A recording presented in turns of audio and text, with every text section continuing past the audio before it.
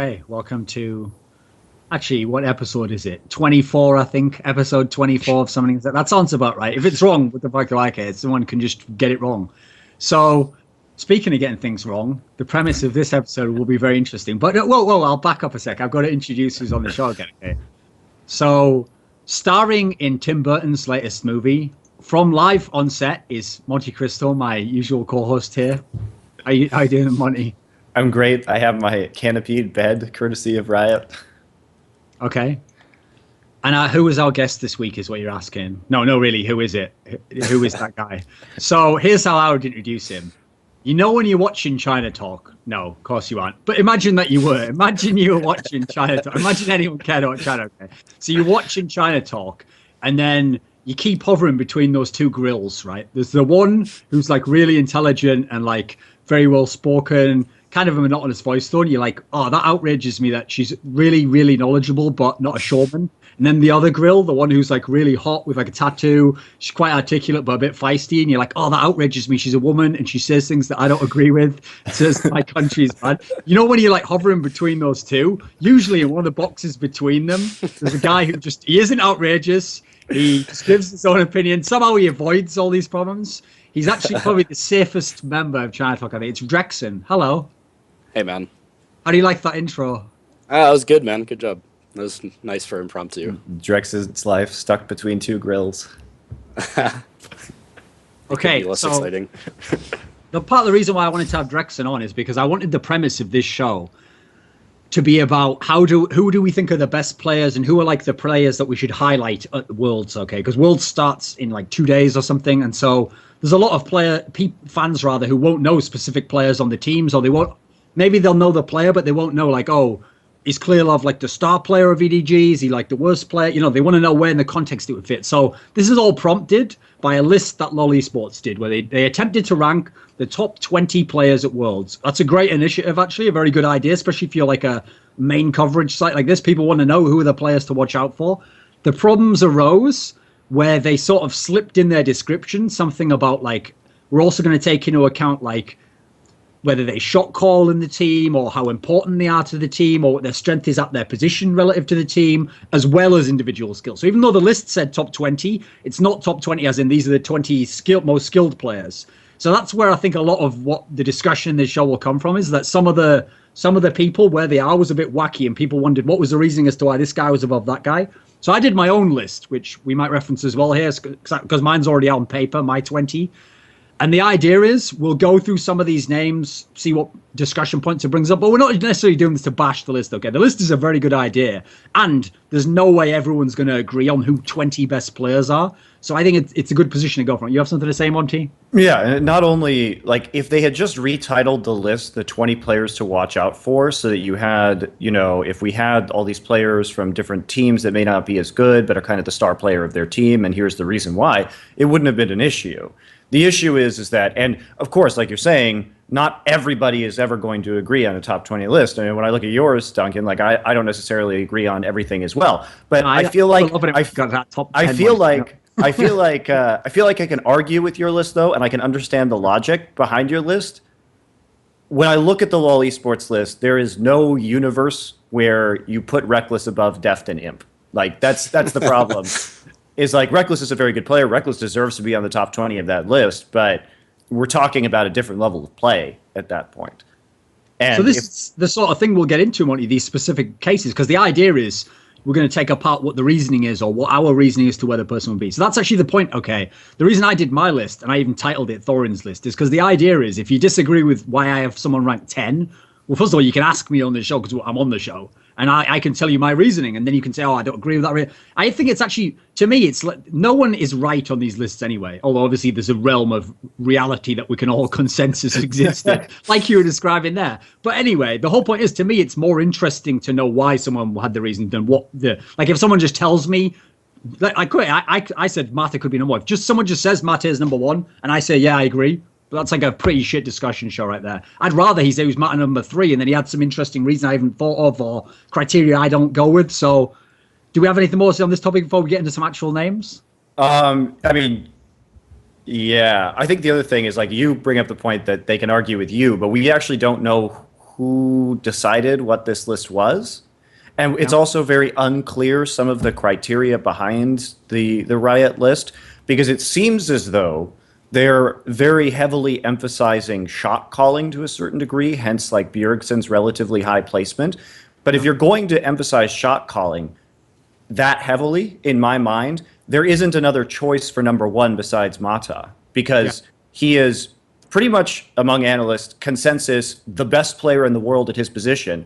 And also, he does all of the shot calling for Samsung White. Like, he tells people like when to recall and buy stuff in the mid and late game.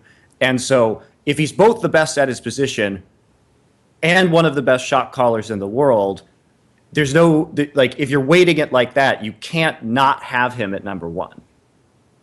So that's a good point to make, which is that that's a key thing. I think when you're making a list like this, I'll tell you what I did when I made my own list. I didn't just start whacking in the numbers of who I thought were the best. And I thought to myself along the lines of what they tried to do in their description. I thought, what is my philosophy here? Like for example, when you'll get to some later examples, you'll see there's times I ranked someone higher than someone who is thought to be better at that guy's position, because I have my own philosophy on what I think is more primary at that position. Okay, so AD carry is going to be an obvious one that you'll see later on.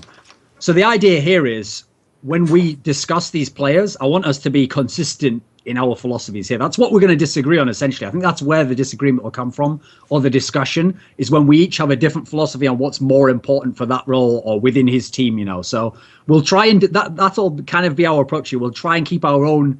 We won't just agree if someone makes a good point. So why don't we start like this? We'll go down the LoLeSports list and pick out some interesting ones there. And then after that, we can add in ones that weren't on the list or argue them. So if we just start at the bottom names, okay, the first name on the LoLeSports list was Clearlove, the jungler of EDG and formerly jungler of World Elite, obviously, when they were an amazing team. Drexxin, you're an expert on the Chinese scene. Were you surprised to see Clearlove get in the top 20 players? I was surprised, and mostly because his regular season performance was a little underwhelming. And like part of what makes this list difficult, even if it's clarified a little bit, is just the context of the situation of which they actually earn their rank. So, I mean, if we're going specifically off of just playoff performances, then yeah, Clearlove, I guess, could be a top 20. But I mean, as far as the players that could also take his spot in that role, I don't really necessarily agree that he deserves that spot until he proves consistency in an international sense. Here was my first thing with the Clearlove thing, is that what puzzled me at first is that within their ranking, okay, they were taking into account like how important you are to your team or what role you play in the team. If you were asked to name the second best player on EDG, wouldn't you probably say the mid laner you instead of someone like Clearlove, if you were just going off skill and who's the best, etc.? I mean, if we're going off just basic individual skill, I would agree. But I mean, both you and Clearlove suffer from problems that unless they have solved, will make it very hard for them to compete on the world stage. Both of them are very unimpactful in their play and kind of leave it up to the others to make an impact when mid and jungle are very crucial roles for those sorts of things. So that's like why I'm a little iffy on Clearlove being on the list, just because I haven't seen proof of him improving on those aspects that will be necessary against Korean competition. Like, they won't be able to get away with those things that they get away with to dominate the Chinese scene. Monty, I agree. I know you're not a big fan of Chinese junglers historically, right? And I'm also historically a real like downer on Clearlove. Like, I've never really liked this guy ever. And I think he's too farm heavy. And I think that if we draw comparisons between EDG and Samsung Blue, that at the very least, Spirit is like somewhat good at counter ganking, but it seems like Clearlove is never in the right place for those counter ganks to prevent an early game snowball against him. And I think that that's like the big difference in the playstyle between EDG and Blue, and where Blue will not fall as far behind or may be able to pick up some return kills on a counter gank. Clearlove just isn't there a lot of the time. And he's not very aggressive early. He's just never been a player that has impressed me. Because, I mean, I'm guessing that based on what we've said so far, we could quite simply say all three of us wouldn't have had Clearlove on the list. I mean, I could even make another case that if you're going to pick a jungler from the Chinese region now who's a big key for his team and has a big impact, I'd have said Insuk would be a better pick for this, even as a player to watch type scenario, you know. Yeah, I agree, because like the whole thing with Clearlove is he's stuck in a playstyle that worked back when Messiah was a very big playmaker for the team, but he's like playing the same style in a different context that doesn't work anymore. And so, yeah, it's just, I don't know. It seems kind of like a random pick to me. That's like, something, I by don't the see way. the merits that would put him there. As we go into some of these other ones, actually, that was the weird thing. As far as I know, this list was done. Okay, the 20 names were done, and then they really did just reveal them day by day. But some people's conspiracy theory is they thought that maybe the reason why some better players didn't get in later on is that like whoever made the list put in these sort of powder puff names first, and then they sort of forgot like shit, I haven't got enough spots left, and then they had to leave some people out, which I don't think is actually the case. Because as we go to these next two names, let's go to the first one, Sneaky. Sneaky is the only. Let me see. Yeah, he's the only Cloud9 player who gets on this list. Just first thoughts on that? I actually think that Sneaky should be hovering around 20. And that's like a thing that a bit of an issue I had with your list, because if we look at Sneaky's performance over the course of the season at the beginning, when Sneaky was the incredibly consistent over the course of the season, and arguably the only player who was really performing when Cloud9 was slumping. He's just very, very reliable. And so he's probably hovering around 20. I would say that. Does he deserve to be there and Meteos not? Probably not. I mean, I would definitely put Meteos if I had to make a choice between the two of them, but I don't necessarily have an issue with Sneaky being at 19. What do you think, Drexxin? Yeah, it's kind of like a toss-up for me too. I don't necessarily agree that Sneaky's more vital to Cloud9's success than Meteos, especially if you consider like the whole history of the LCS. Like, but I will admit that yeah, I'm kind of indifferent on the placement between the two as well, just simply because Sneaky has not only proved to be very consistent in his performance, but very flexible in what the team needs. Like when you go all the way back from the whole Ashe Zyra thing they used to pull off over and over, and now we got him playing like regular carries and still being the top performing AD carry arguably in the North American LCS. So meanwhile Meteos, he's kind of, I don't want to say he's slumped, but I feel like there's other junglers that have caught up in North America. So I guess you could debate the list depending on how your opinion is formed on Meteos's overall contribution to the success of Cloud9 as a whole. No, listen, I think Sneaky's a good player. I think he's been very consistent. My main thing here would be, again, like I made the Insect case with the Clearlove case, if we're going to have to, remember, there's not that many people who can fit on our list. If we're going to put someone on there like Sneaky and then not put Tabs on there, now I don't understand the logic any of us are using. So Tabs is a better player objectively. He's more important to his team. He's the second carry of the whole team. Can you think of an argument, Monty, to have Sneaky on this list instead of Tabs? On your list, at least? Yeah, and that's the thing, is you have to consider the context of a lot of these picks too, because basically when you're making a top 20 like this, and this supports your argument, you have to say, okay, well, how many players, like you have to ask where is this tournament stacked, right? Where are all the good players concentrated? There are a lot of good world-class mid laners at this tournament. There are not a lot of good world-class top laners at this tournament, and that's just how it is. We pretty much are only in top lane going to talk about Save, Gogoing, and probably Acorn, and Looper maybe looking in from the outside. If we start talking about mid lane, we have to talk about Dade, Cool, Pawn, Goong, Bjergsen, who else? Froggen, possibly. Nah. Yeah, XiaoWeiXiao is hard to talk about. I don't think he deserves. So that, like, I can already name 6 mids that have to be in this top 20, or should be considered. So I think under the context of that, how stacked the mid lane is, maybe. I think we'll have to see. He's the hipster choice, Monty. He's the hipster choice. Okay. But anyway, just to bring it back up, if we look at AD carries, we already have to talk about Deft, Imp, NaMei, Rekkles. These are good. These UZI. Yeah, these are. So we already have 5. Yeah. So probably Tabs and Sneaky are out. So if we go to the next name immediately, Monty, on exactly what you were saying here, I feel like we're going to run into some problems because we've got Watch as number 18 on their list. Is there anyone here, by the way, just to start off, is there anyone out of us 3 here who would have Watch in their top 20 players at Worlds? I don't personally have him in my list, no. But I've heard convincing arguments of why he would be there, not in the context of how good he is as a player. Let me guess. He's like he's made it to all the world championships. He must be doing something right. Well, yeah, it's that argument, but it's also apparently he's very, very good for the Like, I'm not a Korean expert, so Okay. if I'm wrong, correct me, but apparently he's very good for the mental fortitude of the team. So he's and the glue emotional guy. fortitude. Yeah, I guess he's the glue guy, essentially as like they the guy say. that keeps everybody together emotionally. Now, the big problem with that, Drexen, is that everyone who I've said who says that, I know for a fact doesn't speak, read, or know how to do anything in Korean. So as far as I can tell, they just whipped that out of thin air. I've never seen that even mentioned in an interview. Like, as far as I know, he's not the shot caller of his team. Monty, do we know who's the shot caller of Shield? Do we know? I don't know. It's certainly never been impressed upon us that he's like some amazing shot caller, and that's why he's on the team. And from the way the team plays, it does seem like it's safe. I could believe so. But that's just from my observations. Yeah. But I don't know. I mean, there's been some weird stuff about Korea recently. Like on the road to Worlds, somebody was saying like Korean players can't have girlfriends unless they win a championship. I mean, I just know that's not true. I just know that's factually not true because I know players who have girlfriends who have never won a championship. Wasn't that Jat who said that? Yep, that was Jat.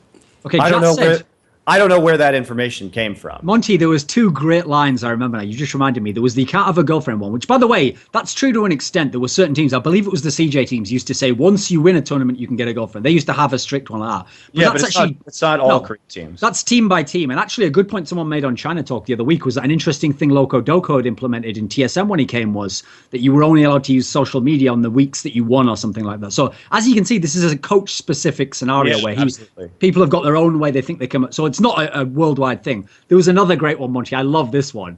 It's when they had Rivington. That's right, folks. They had Rivington explain how Chinese strategy works. And Riv's explanation was what the Chinese teams do is they're going to mimic whatever your best strategy is and just do it better. And I was like, holy fuck, that's like the opposite of what's going on here, Riv. I don't know what. Yeah, I love the effort you put into that, but where did you get that, man? I mean, Monty, what do you think of this as a statement? Just as a statement in isolation. No, I think the Chinese have a very unique play style. That, Koreans? Well, don't mimic the Koreans. I mean, I think EDG does to a certain degree. No, he was saying that the Korean teams the Koreans just do mimic what everyone else does. And he made it sound like they adapt to what you're doing and just do it better, No, I mean, well, there is logic to that, and I understand what he's saying because a lot of the times it's fair to say that the Korean teams are not really as up on the new picks. They're very reluctant to take new champions, and typically a lot of new champions arrive in other regions before they arrive in Korea. Obviously, that's like a two-way street because sometimes it goes the other way too, where the Koreans will be really fast to adjust to a new champion, and then it'll filter out into the rest of the regions. I mean, I imagine we're going to see a lot of Janna at Worlds, which is the most recent example of a champion that was picked up in Korea that is going to. And China, too. China was running some Janna also. But not in as spectacular a way as Gorilla was playing Janna. Not in a way that was going to convince anybody else to take Janna like what Gorilla has done. So, yeah, I mean, I guess that you could say that, especially when we look at the last year of Worlds where Korea didn't play Aatrox and Korea didn't play Fizz going into Worlds, and they had to pick up a lot of these champions at Worlds itself. And because China and Europe were using Aatrox, that's when SK Telecom started using Aatrox when they had never used it before. But I think that it's just something that goes both ways. But I do think there's a stereotype in the community that Korea is slow to pick up on certain champions, which I think was more true. But it's also just the kind of champions that Korea likes to play. The reason why it took them so long to pick up Jinx is because Korean AD carries are so reluctant to not have escape because they value safety in lane so highly. So it's just their own style of play. And we still see Ezreal picks in Korea. Like Ezreal's just like a champion that never goes away in Korea. Yeah, sure, he comes up more often than not, but every season somebody's going to pick Ezreal. You know what I mean? Like just because he's so safe. Well, okay, before we go in on Watch, I will give him one piece of credit, which I think is worth on his side. Part of the reason Watch often looks bad is because, to be fair, he plays in Korea where they have all the god junglers. So let's face it, right? It's not like he gets shown up by the average junglers in Korea. He loses when he plays Spirit and Dandy and these monsters. If you think about it, I would say Watch is comparable to like a Cyanide or someone, I can see what he does stuff for his team. He's not ungodly skilled or whatever. He's just okay. But The difference is if Cyanide had to play every week against Dandy, Spirit, and these people, then he'd look a lot worse as well. So I will give him that credit. With that said, doing the same as I did with the Sneaky one, where I said, how could you have Sneaky but not Tabs? That's where this problem comes in again. If we're going to include, obviously, we don't have to stick to their criteria. We can just include the best junglers. If we're going to include the best junglers, I'm not sure how you could have Watch over Svenskeren, over, who else isn't on here? Potentially. Shook, maybe even Meteos. I mean, some of these people, I think, probably would be more deserving of that jungle spot on this list, right? Right. And I think the reason behind including Watch was because he did have the best performance of his life in the regionals. And the fact that he did finally, after getting, basically destroyed by XiaoWeiXiao in Champions, he came back and, did very well against XiaoWeiXiao. And the question is, he played differently, too. And what was so surprising about Monte and YellOwStaR in the regionals is that they had invented this entirely new style of play that no one else was playing, right? They were doing double hard carries out of their solo lanes. They were using assassins and Janna. So basically Zed, Gogoing will just stand next to Janna, death mark in, take a bunch of damage, but get a bunch of damage or kill the AD carry, swap back to his shadow, Monsoon. And the thing about that is what Watch was doing was he was camping top lane to get save fed, and saves Rise or whatever rolls in and just murders everybody after that. And then they've got this healing as well. He also played AP Nidalee and other stuff, so they had poke comps. They play very fragile compositions. And what Watch does, if we take Watch and we compare him with Spirit, Spirit will never buy tank items. You know what I mean? He plays damage junglers. He plays a carry style of jungler for the resets. Watch will almost always buy tank items because he is the tank of his team when there's a Nidalee and a Zed on his team, right? They don't have the typical top lane tanks. They're not like Blue, where Acorn's going to play Maokai, and then Spirit will play full damage Kha'Zix and just get resets after all the AoE from Dade comes in. They just play a different style. So Watch is inherently less flashy, and he's not going to pull up an 8-1-9 score at the end of the game like Spirit will. I also did get the sense, like I mentioned to Drexxin there, I think part of it was just the PR hype of this guy's been to the last 3 championships in a row. I think if you notice from the Riot thing, I think from the YellOwStaR story, they want to emphasize that sort of a returning star who's been the other ones. I think that's just an easy narrative to latch onto. So the next name is one I'm guessing we all would have in our top 20. They had Gogoing was number 17. What do you think of Gogoing, Monty? I think he's fantastic. I think he's probably the second best top laner at this tournament. I think that's what's so exciting about when we compare OMG to NaMei and YellOwStaR is that these are probably the 2 top teams with when you combine their solo lanes together, they have the highest average skill. If you look at Goong and Save as a pair, and you look at Cool and Gogoing as a pair, you're going to say these 2 teams are probably tops in terms of that solo lane carry potential. And I don't think it's a coincidence that they don't have monster bot lanes. This is the way you pick your team. If you're going to have strengths here, you can't have them all down here as well. You're going to have them in certain areas. They have very conservative bot lanes that are somewhat prone to dying in the laning phase. Now, in Shield's case, their support is stronger than their AD. In OMG's case, Sun and... Well, they have a stronger jungler than, I think, the other one. Yeah, I will say Sun is a better AD carry than his support. I mean, that's... that's what I'm saying, yeah. And then you have the opposite there. And I guess you could sell me on LoveLing being better than Watch, maybe. If Watch continues his regional performance, then he'll do better. But that's a huge if. That's a huge if. Okay, what do you think of Gogoing? I know you're ready to. You've got a speech prepared. You've got you got a locket that you open up, and he's inside it, Drexxin. So come on, tell me what you think of Gogoing. No, I mean, just something we all agree on in China Talk is he's pretty much effectively plays the role of the Flame of China, and that's a very uncommon role that he fulfills very well for his team. And like you said, just the dynamic of the team makeup kind of forces them to play in that way to make it the most efficient. I mean, yeah, their bottom lane is very conservative. And Gogoing is not so much a guy that just always gets solo kills in lane. I don't think that's going to happen at Worlds, but he's always very consistent. I don't think there's many games he plays badly. And I will say that given the competition of some of the bottom laners OMG's gone against, he hasn't had to carry as hard as other top laners might have to, just because despite Dada and San being a very questionable bottom lane, they're actually pretty good at just staying alive, like against Uzi and Zero, which is probably like, you know, the most threatening bottom lane in China probably right now.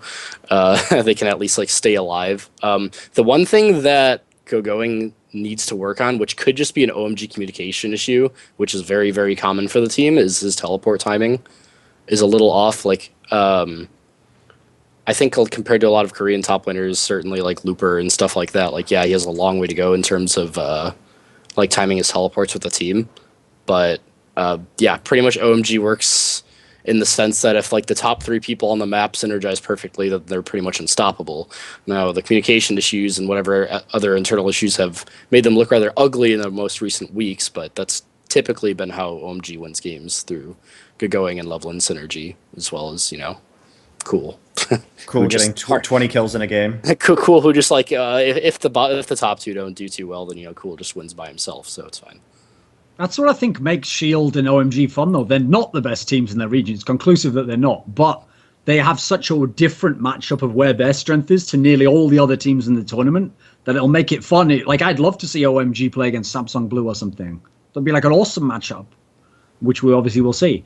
So the next name on this list, I get the feeling this is going to be a name that we don't agree on. XiaoWeiXiao is on this list. No business. 20 players. No business being in the top 20 whatsoever. Zero business. None. Yeah, I completely agree. Mainly because literally the only merits he has from North America that he can take away right now is a third place finish. So that's like his entire history for the team. And then on top of that, like, you compare him to, like, relative to how other mid laners competed in that tournament, like Bjergsen, like, and it doesn't even compare, I don't think. So. Right, and not only that, but I already named 6 mid laners that are better than him. I mean, I'll give you one that's questionable right now, Monty, because obviously one of the things about XiaoWeiXiao was, yeah, in the regular season, he was very good, but I think his playoff performance dropped off a decent bit. He wasn't terrible, but it dropped off for sure. He wasn't like a hard carry every game. So in that light, I mean, I could see having even Xpeke over him. I think that's pretty questionable who would be better out of the two of them right now. And Xpeke is kind of in a slump overall. And we know that No Name is also the team captain. So what criteria are you using to put XiaoWeiXiao on this list? It doesn't make any sense at all. Yeah, North America, I think they just wanted someone from, too highly. Yeah, I think they just wanted someone from that team since he was repping North America. I think they just wanted one player from LMQ. And I think even they knew they couldn't put Vasily on Monty. It's not how these lists work. I know. It's not about, like I said, if you just titled this players to watch, it's understandable. But LMQ is going to be struggling not to get 4th place in their group. I mean, if we just look at it objectively. Actually, that brings up a point I want to make about this sort of a list of how you make one of these lists. If you look at my list, Monty, we won't get into this right now, but just as a general point, I won't lie. When I looked at the list in totality, I was like, wow, it's actually fucking insane that I essentially have 4 of the 5 old school MVP Ozone players in my like top 6. So I'm essentially saying they're like the greatest team ever, even though when I watched them, I was like, they're pretty good, but they're not that good. So that in itself looks weird. But when I ran by 9, I could still had my reasons and they still made sense. Okay. So my point there is I didn't take Pawn and let's say Imp and say, okay, you're not the best player in your team, therefore you can't be on my list. Even if you're amazing, I'm going to put a guy like Sneaky on, who's actually worse than you objectively in almost every sense, but because he's better in his team, he gets to be on the list. I think if you're going to make a list like this, you can't penalize someone because his teammates are too good if he's also a fantastic player. Well, right. As we might get to on some of these games. When we talk about Samsung White, 4 of their 5 players are arguably top 5 in the world. They have an all-star team. Position. And 2 of their players, I think 90% of people would agree are the best at their position. If we talk about Mata and Dandy, pretty sure most people would be like, these guys are number 1. If we talk about Imp, top 5, possibly top 3.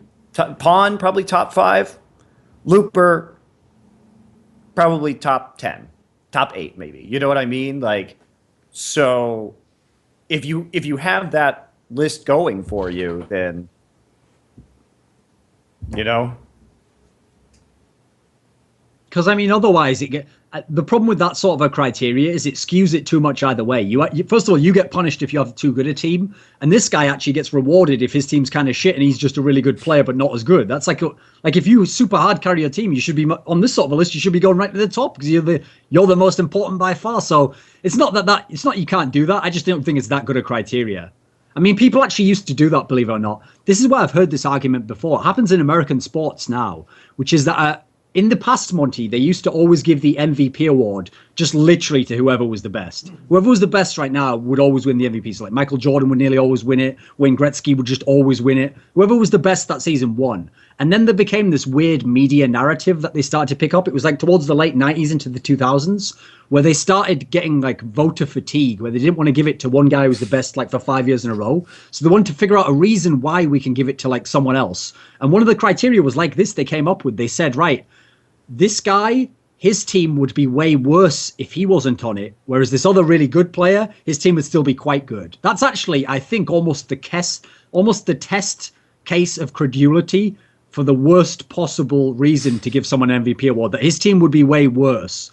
Because then you get into scenarios where if you think in any sport of the greatest teams of all time, now you can't give their players any of those awards because they're all made of fucking loads of awesome players. That's why you make the best team ever. You usually have like 2 or 3 really good players at once. That's like a really bad criteria. So that's just a side point. Let's go to the next name because immediately at number 15, Monty, we've hit our second Korean. We're only 6 names in the list. We've reached Imp is number 15 on this list. I'm guessing everyone has Imp on the list here. Does anyone would he be near 15 for you, Monty? No. No, he would not. Like he's so good. Like we have a lot of good AD carries here that are very important to their teams, like UZI and NaMei, and like Imp is extremely important to the ability to create picks on Samsung White. He certainly doesn't, deserve to be 7 spots below Rekkles. That's just absurd. Drexxin, where do you have him? Yeah. He's on your list, right? Yeah, he's on my list. It's just like, I mean, there's a lot of things I disagree with on this list, but like, Imp being sandwiched between XiaoWeiXiao and YellOwStaR is just like criminal. I actually have him at number 6 on my list because he's, to me, the best Korean AD carry. But oh, see, Monty, I'm liking this already. I didn't even have to go into match it, Monty, because I knew you were going to disagree with where I had Imp. And Drexxin, my boy Drexxin here, I had Imp number 4. He has him number 6, and he has him as the best AD carry. So let's have that discussion now then. Monty, I'm guessing, thinks Deft is the best Korean AD carry, right? Yeah. Okay, so what is your reasons as to why Deft is the best? Deft is just like the thing about Imp and the problem we talk about Samsung White as a team and what they've always struggled with is that when they get a lead, they get really, really cocky and then they throw. That's their problem.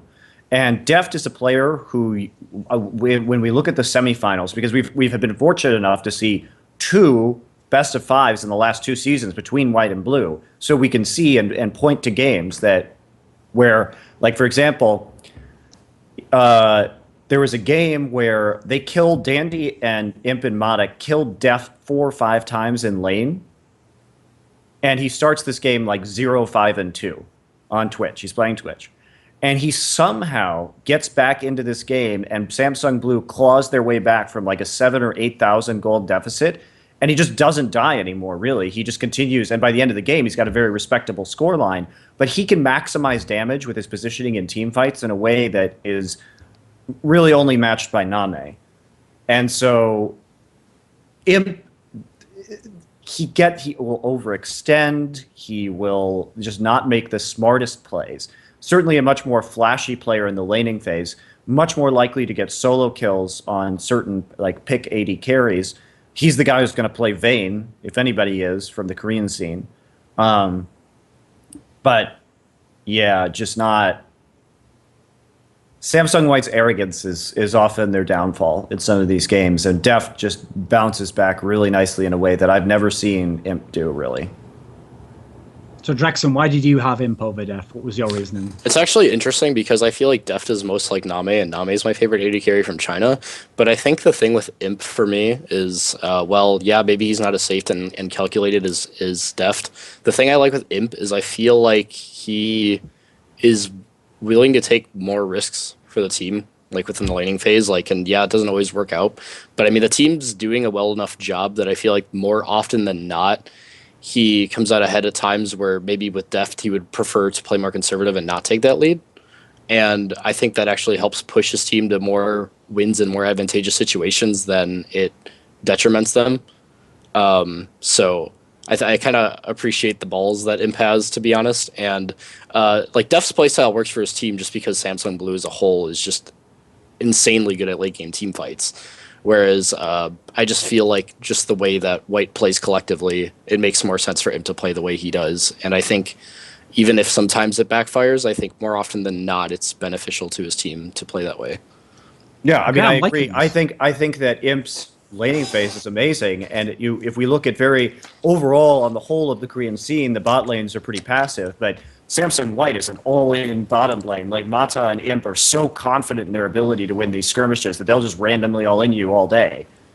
So I like that about Samsung White, and I do think that it fits their style, especially since Mata and Dandy are the primary playmakers on White. Whereas on Blue, we're talking about the playmakers are, it's really like Dade, right? And only Dade. So it makes sense in that environment because you're going to have a very safe mid lane a lot of the time just because Pawn is the conservative player. I mean, Dade is conservative in lane, but he's the one who will initiate a team fight with Zed or Yasuo, which is something that not very many mid laners are willing to do because it's like he's so good mechanically that he can get himself out of the sticky situations that he gets himself into. So I agree, and I think when we're talking about Imp and Deft, these are both two very, very good players, and it is really like splitting hairs and talking. It's a philosophy difference, isn't it? Depends which way you go, what criteria. Yeah, you I mean, I have them right next to each other on the list. So yeah. So very close. but this is something we can debate. That I can definitely see you guys' point of view, and I don't think that it's necessarily wrong. It's just interesting to talk about because they are very different in their style. So I got to say, first of all, I'm glad Drexxin referenced it because I have to be very careful how I phrase my reasoning for Imp's better than Deft, because then obviously I look like a total retard when I go totally the other way. And I'm like, NaMei is so much better than Uzi. He's just a brainless guy who just goes in all the time. He's great. So I've got to phrase that very carefully. First of all, Uzi is like way more fucking treacherous an AD carry than Imp is. Imp takes risks, but he takes risks like a Korean. He still takes like a risk that has a good chance of winning it, you know, like it's a 55%. Okay, that's the difference, okay. Deft wouldn't take like a 55% chance to win a fight, whereas Imp's like, well, I've got them the favourites, so of course I'm going to win this. But that's actually why I like what Drexxin said there. I actually feel like because his team is so strong, especially because he has a good mid lane, a good top laner as well, that he can not only get away with taking those risks, but the intimidation factor it adds when that bot lane plays that way is huge. It's that scenario of like, it's not just like this team's going to get a lead on you and then just hold and maintain and try and hold that. They're just going to like threaten to completely blow you the fuck out and make you look like retards. So that's going to make you freak the fuck out if you're on the other side of that bot lane and they're just pushing you in and picking super aggressive matchups. I love that. And just as an AD carry, I think to me that's like the perfect AD carry, the real carry who's going to try and hard carry every game. I will say, if you were like in a computer simulation, yeah, probably you should play like Deft or NaMei. That's probably like the most efficient way to play the game. But I'm not even sure that Deft himself will maintain that for years. That's a key thing I think should go in Imp's favor. Here's a case, okay, I'll make the same case later when we talk about Dandy.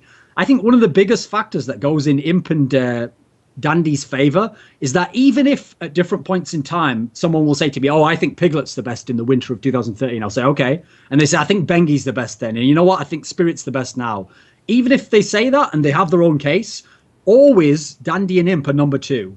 They're always number two for like 2 years, 1.5 years long. If you can always be number one or number two with a debatable position for number one, you're fucking amazing. You're surviving all metas, all team changes, all opponents. That's got to count in your favor for being a really good player, in my opinion. Whereas when you talk about Deft, for example, he actually hasn't been the elite level player for this long. Like, for example, I can't even remember him being this good before Kog'Maw came back into the meta. That's like the perfect champion for him. If you talk about him and NaMei, they're like the auto-targeted ultimates from Cogmore, right? That's like their style. But if they had to go to a world where they had to play Caitlyn all the time, Vayne all the time, Ezreal all the time, well, actually, I'll take that back. Deft is very good on Ezreal. But the other two, okay, if they had to play those two, I'm not sure they'd be as amazing. So listen, I'll give you credit. Like, I think you can go either way on this one. I think it's a very debatable one.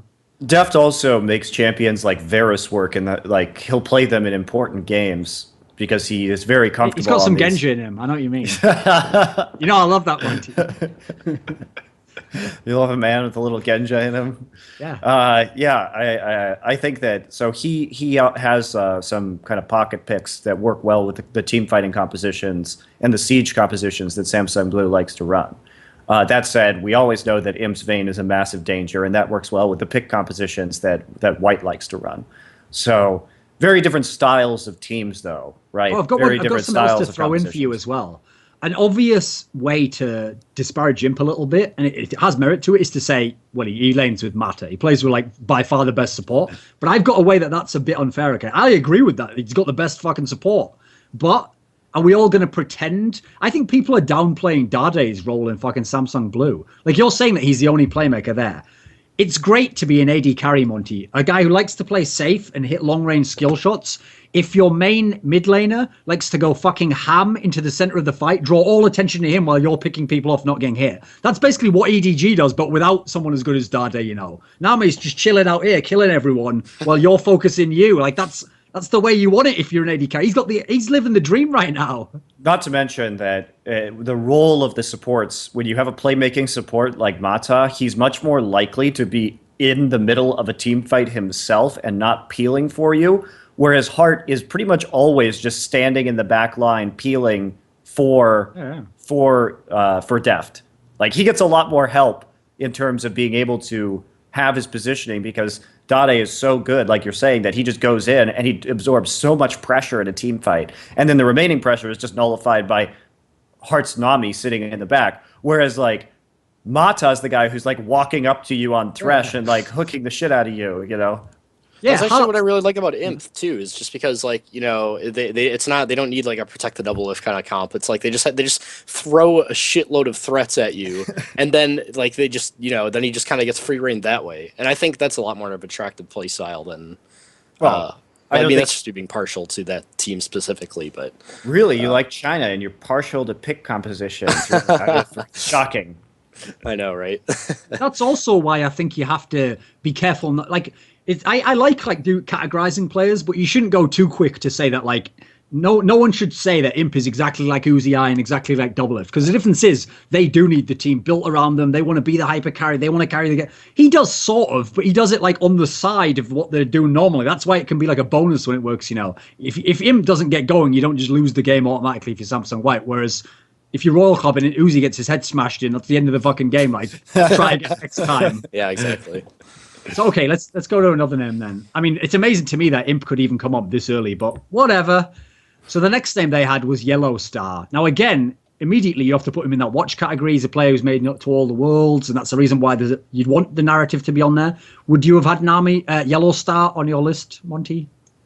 Yeah, I think it's fair that you put him at 20 because we know he's the primary shot calling force. He has been very consistent. He is pretty much the best support player coming out of Europe. He makes every AD carry look good. I mean, dude, now that you've seen what he's done in Rekkles, etc., don't you think, like, his fucking commercial is like that Worlds he had with Pushu? He made Pushu look fucking amazing. I remember a game where Pushu went like 16, 4, and 16. Like, what? That guy can't do that in the normal world. Yeah, and Pushu, and like, the proof is, where's Pushu now? Why didn't any other team pick him up? Oh, he only got offers from the bottom of LCS. Like, Alliance wasn't rushing like, oh, we're going to make this new super team. Pushu, can you please join? Like, no. And Fnatic was like, goodbye, we want Rekkles, right? Yeah. They achieved top 4 at Worlds last year, and they were like, well, here's the analogy, Monty, okay? Let's say you might not know this car, but in England there's a car called like a Ford Fiat. It's like an okay car. It's a car that a normal person can afford. If Colin McRae is driving that car, he's going to make it look fucking amazing. He's going to be spinning on 2 wheels around a famous rally driver, okay? He's like a world champion. He's dead now. He'll make it skid around corners. He'll drift corners. He'll get the fastest time. He'll beat like a sports car on a certain track, right? The difference is, if Colin McRae isn't in the car, it's just a car again. It's just an okay car that a normal person drives. That's Pushu for you right there. I'm giving YellOwStaR, the Colin McRae analogy, a lot of credit there. And Pushu is the Ford Fiat? Yeah. Okay. I don't even know if that's the right car. I don't know shit about cars, money. I shouldn't have gone into that. I've scored myself now. The whole show's over. Oh god. Anyway. So yes, I think that YellOwStaR does deserve to be on this list, but he certainly doesn't deserve to be above Imp or Gogoing. Yeah, I agree with your placement. He's okay. 20's fair. It was a questionable one anyway. That was one where it's like, yeah, maybe not. Would you have had him on your list, Drexxin? I have him on rank 20 on my list. I mean, I think he deserves it. He's the strongest support in Europe, and he has a huge champion pool, and he's good with his champions. Like, he narrowed it down a little bit. I believe he played 8 champions in spring and 6 in summer. He's playing Leona now, though. Leona now. Yes. Yeah. He's doing his best to save Froggen. Let's see if he can do it. No, but yeah, no. I also think that they have a pretty good advantage against OMG, who statistically is not very strong against Morgana picks, and YellOwStaR is very, very good with his black shields. So that's something that's going to help a lot. Not only that, we talked about this in. I mean, I don't want to get back into predictions, but it's just like Fnatic has strong solo lanes that may be slightly worse than OMG, but their bot lane is so much better that like I think this is a very favorable matchup for Fnatic in that group. I can agree. So next up on the LoL Esports list, another name that's worth talking about. Obviously, they had Save. Okay, let me just ask you. Let's just take a quick poll. Everyone on this, does everyone here think Save is the best top laner in the tournament? Yep. Okay, that's what's blown my mind. That you have him 13th if he's the best top laner. Like, maybe this is like Riot themselves. You know that after the tank meta Monte, and then they made it so that they fucked with all the top lane champions. This was their way of saying, listen, top laners, if we haven't already expressed to you our utter contempt for your very existence, here's how we do it. Here's your best player. He's the 13th best at this tournament. I would argue that you had him too low. Where did I have him? Like 9th or 10th or something? Yeah. You had him below. 9th. You had him below UZI and Froggen, which I don't agree with. Yeah, but here's the reason why. First of all, even though he's a carry top laner, being a carry top laner now is like being a Mad Life support back when Mad Life was God. It's like the role doesn't actually allow you to do that. The fact you're doing it makes you a god, but it doesn't really, it's not like being a really good mid laner, but not the best, but you can still dominate the whole game because mid lane's so important. That's the problem. I don't think, okay, here's a statement for you, Monty. Even with the competition he's facing, I don't think Save can have as much of an impact on this tournament as UZI could if they both play to their absolute peak. What do you think of that? I don't know, some of these games you're Save, talking about. You mythologize these wonderful Rise games, Monty, and then the end of the game, the scoreline's like 3-1-7. Yeah, it's not like he goes like 15-2 and 7 and he's not going to do that. That's not what he's going to do. But you're also he's top laner.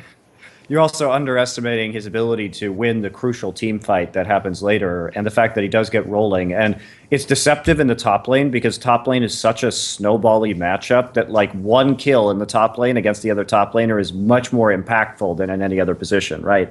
True. And when you have scaling champions like the kind he likes to play, and also his minion wave control in the late game is a lot of the reasons why XiaoWeiXiao is able to out-rotate people and like just take your base out with minion waves. Like that's the joke, right? Is that XiaoWeiXiao uses the Winions. Yeah. And they use the Winions better than anybody else. They do, because they properly do the shit that if Monty was writing the flowchart out, it's like, right, now they have the Winions going into their base, or they can fight you here, or they can give up Baron. Like, which do they do? Like, or they can other teams just don't you do around that. forever. They just tool you forever. And you can't do anything because you either have to deal with the pressure they're putting on, or you have to deal with the pressure of the minions, and you can't do both. So where would he be on Monty's list? Does he like I said, 5? No, 7. I agree with your logic. I just think that UZI and Froggen, I give Froggen too high. We'll get to that, money. We'll get to the Froggen. I want there to be a Froggen segment later on. Okay, it's a Thorin show. There's going to be a Froggen segment. Damn it, we can't talk about Flame. It's been streaming. I've been enjoying it. Okay, so Drexxin, are you as in love with Save as Monty apparently is? I apparently have him the highest out of anybody here because I have him at rank 5. But I think a lot of it is just because, and especially why he's so low on the all esports list is that it's not very transparent to see your efficiency in top lane. Like when you compare lane matchups to other lanes, like when you're dominating top lane in a professional sense, like I think it's a little bit harder to see that as a viewer, like where the like gains come from, and like especially when you're not able to 1v1 kill so much because of just like, you know, how teleport makes things very safe and there's no ignite really in the top lane. So a lot of the ways that you find the gold and skill disparity in the top lane is like rather invisible to a viewer, especially in the sense of how observers spectate League of Legends in tournaments. So but yeah, when it comes to wave control and just how much pressure you can put and his impact on team fights, I think it's a lot higher than fucking 13 certainly, but yeah. I had a hard debate because he's like kind of packed in with Deft and Imp, so that's like not to 5, 6, 7 mention right there. So that during the laning phase, at least in the regionals, Save was playing like he used to with Maknoon on Najin Sword, where he just sits in the top, he just camps top lane all day. It's all he does is gank top lane. What you mean? Yeah, Watch. Yeah, no, so I'm saying. Okay, yeah, okay. Oh, sorry. When Watch was playing with Maknoon back on the old Sword, when people referred to Watch as Maknoon's third summoner spell because he would just always be there for Maknoon to use. And he just did that again, like in all the games at regionals, and it was very effective. And so the point is that they're a team that plays around Save very hard. And they're a team that will give Save red buff instead of Zephyr so that he can split push a lane. Like, these are things. Shield is a team that it puts Save first and allows him to be in that carry position. And if the emphasis from the team is on him and he is so important, then like I just don't get 13 at all. Like if we're saying that he is the most important player on a team that most people would expect to make the semifinals, how can he possibly be 13? Yeah. Well, no, Monty, as you were saying there, you alluded to the fact that the team knows it's all about Save. Going to put everything, even going to give him the red buff. Basically, Save is living the fantasy life that I want Flame to live, but can't. Okay, so that's why I'm envious. That's why I kind of like it. But here's a factor I have for you, though, Monty, as to why I also didn't have him that high. First of all, Save's never won a really big tournament. He's actually never won anything in his career. And that's actually, I don't think, like a ridiculous factor to bring. It's not his fault entirely, but I think it is in a way. Like, I've actually noticed Save isn't actually... I'd say he's like half and half in terms of like how good he is under pressure. I don't think he's like a super reliable under pressure. I've seen him actually fail a bunch of like game 5 type in elimination type scenarios and just be like not... Well, the OGM finals is an obvious one where he was very underwhelming. Yeah. And so I feel like... Rise when it was a terrible pick. So I feel like he is very good. I don't think he's an anti-clutch and that he's not going to be able to do it. He does it sometimes, obviously, like at the regionals. My biggest thing is, I think if teams know that Najin bases everything around it and they go like they either just lane swap the fuck out of him or they pick everything to get him in the weird matchups, I think that's where possibly he could break down. So I just don't think, whereas to me, someone like Uzi, I don't think you can do anything to Uzi. You can sort of limit him a bit, but he's going to do his shit anyway. It's almost not even up to you as to whether Uzi dominates you or not. It's more up to Uzi, if you know what I mean. Yeah, it's true. Okay, let's go. What's the next one? Okay, the next one on this list was Spirit, who I'm guessing again we all had on our list. Spirit. Yeah. I think it's a fair Samsung Blue, number 12. Yeah, I think that's like a fair place to put him. He benefits a lot. Like, I refer to him as the janitor of Samsung Blue. He's there just to like clean up after the fights, and he's not that impactful in the laning phase typically. Like, he's not going to make the plays like Dandy or Cacao will, right? He also doesn't have to make the plays because Dade is super passive in the laning phase. So, and Dade doesn't have offensive summoners a lot of the time. Dade will play Flash and Ghost, and you're just not going to get a kill in the mid lane with that. That's it. If you don't have Ignite or Exhaust, like, you're probably not going to kill anybody. Also, Acorn, Samsung's is more of a team about lane swapping and trying to get those micro advantages, and that's where Acorn is really good. Like Acorn is a player that is like death by 1,000 cuts, right? He's the guy who will take the little advantage and then over time pops into a team fight on a super stacked Maokai, and then you can't kill him, right? That's the kind of player Acorn is. And then Deft and Heart, very defensive bottom lane. So really, Spirit doesn't have a lot of ability to make plays. Typically, he's just trying to prevent the other team from diving his team or like trying to show up and keep his lanes alive. And then he'll just build straight damage because on Samsung Blue, pretty much, when Acorn's tried to play Nidalee, it hasn't been that great. When he plays hyper tanks, because Acorn is the primary engage, Heart plays for secondary engage, and then Spirit is there because Dade plays a lot of AoE champions to just start getting resets on Kha'Zix. He's very interested in playing Kha'Zix or just high damage champions or Lee Sin or something like that, that he has a lot of mobility so that he can clean up the team fights after Deft and Dade are kind of done doing most of the initial damage. So he's a good jungler, no doubt. You know, he's one of the best junglers in this tournament. But I've said this before when we were talking about our predictions, why I think if Samsung White wins that Danny's going to be the MVP. Maybe Mata would like deserve it more because he's the shot caller, because he does such a good job of controlling vision. But there's such a big difference between Dandy and every other jungler at this tournament. Like the skill gap is much greater in that position. So I think he's just going to appear to shine more. How do you see Spirit right now, Drexxin? I have him at rank 9, so a little ahead of LOL Esports, just because I mean I can't really put him behind Bjergsen and stuff like that. But well, I'm trying to draw a comparison to LoveLing with him. They don't play the same at all, but I'm like just in terms of raw skill, because I have him higher than LoveLing, and I do think in the context of the region he's playing in, he's very strong, because I feel like if he went anywhere else in the world, he would ruffle stomp. So I think it's only fair to put him that high. And yeah, like as Monte said, he's usually just cleaned up, really good Kha'Zix player. So I mean, he's fulfilling a specific niche that his team needs, and if they don't need him to deviate than that, then he's doing his job, and he's a really good jungler. So I feel like Spirit benefited from that famous cliche that the jungler gets judged based on how good his lanes are.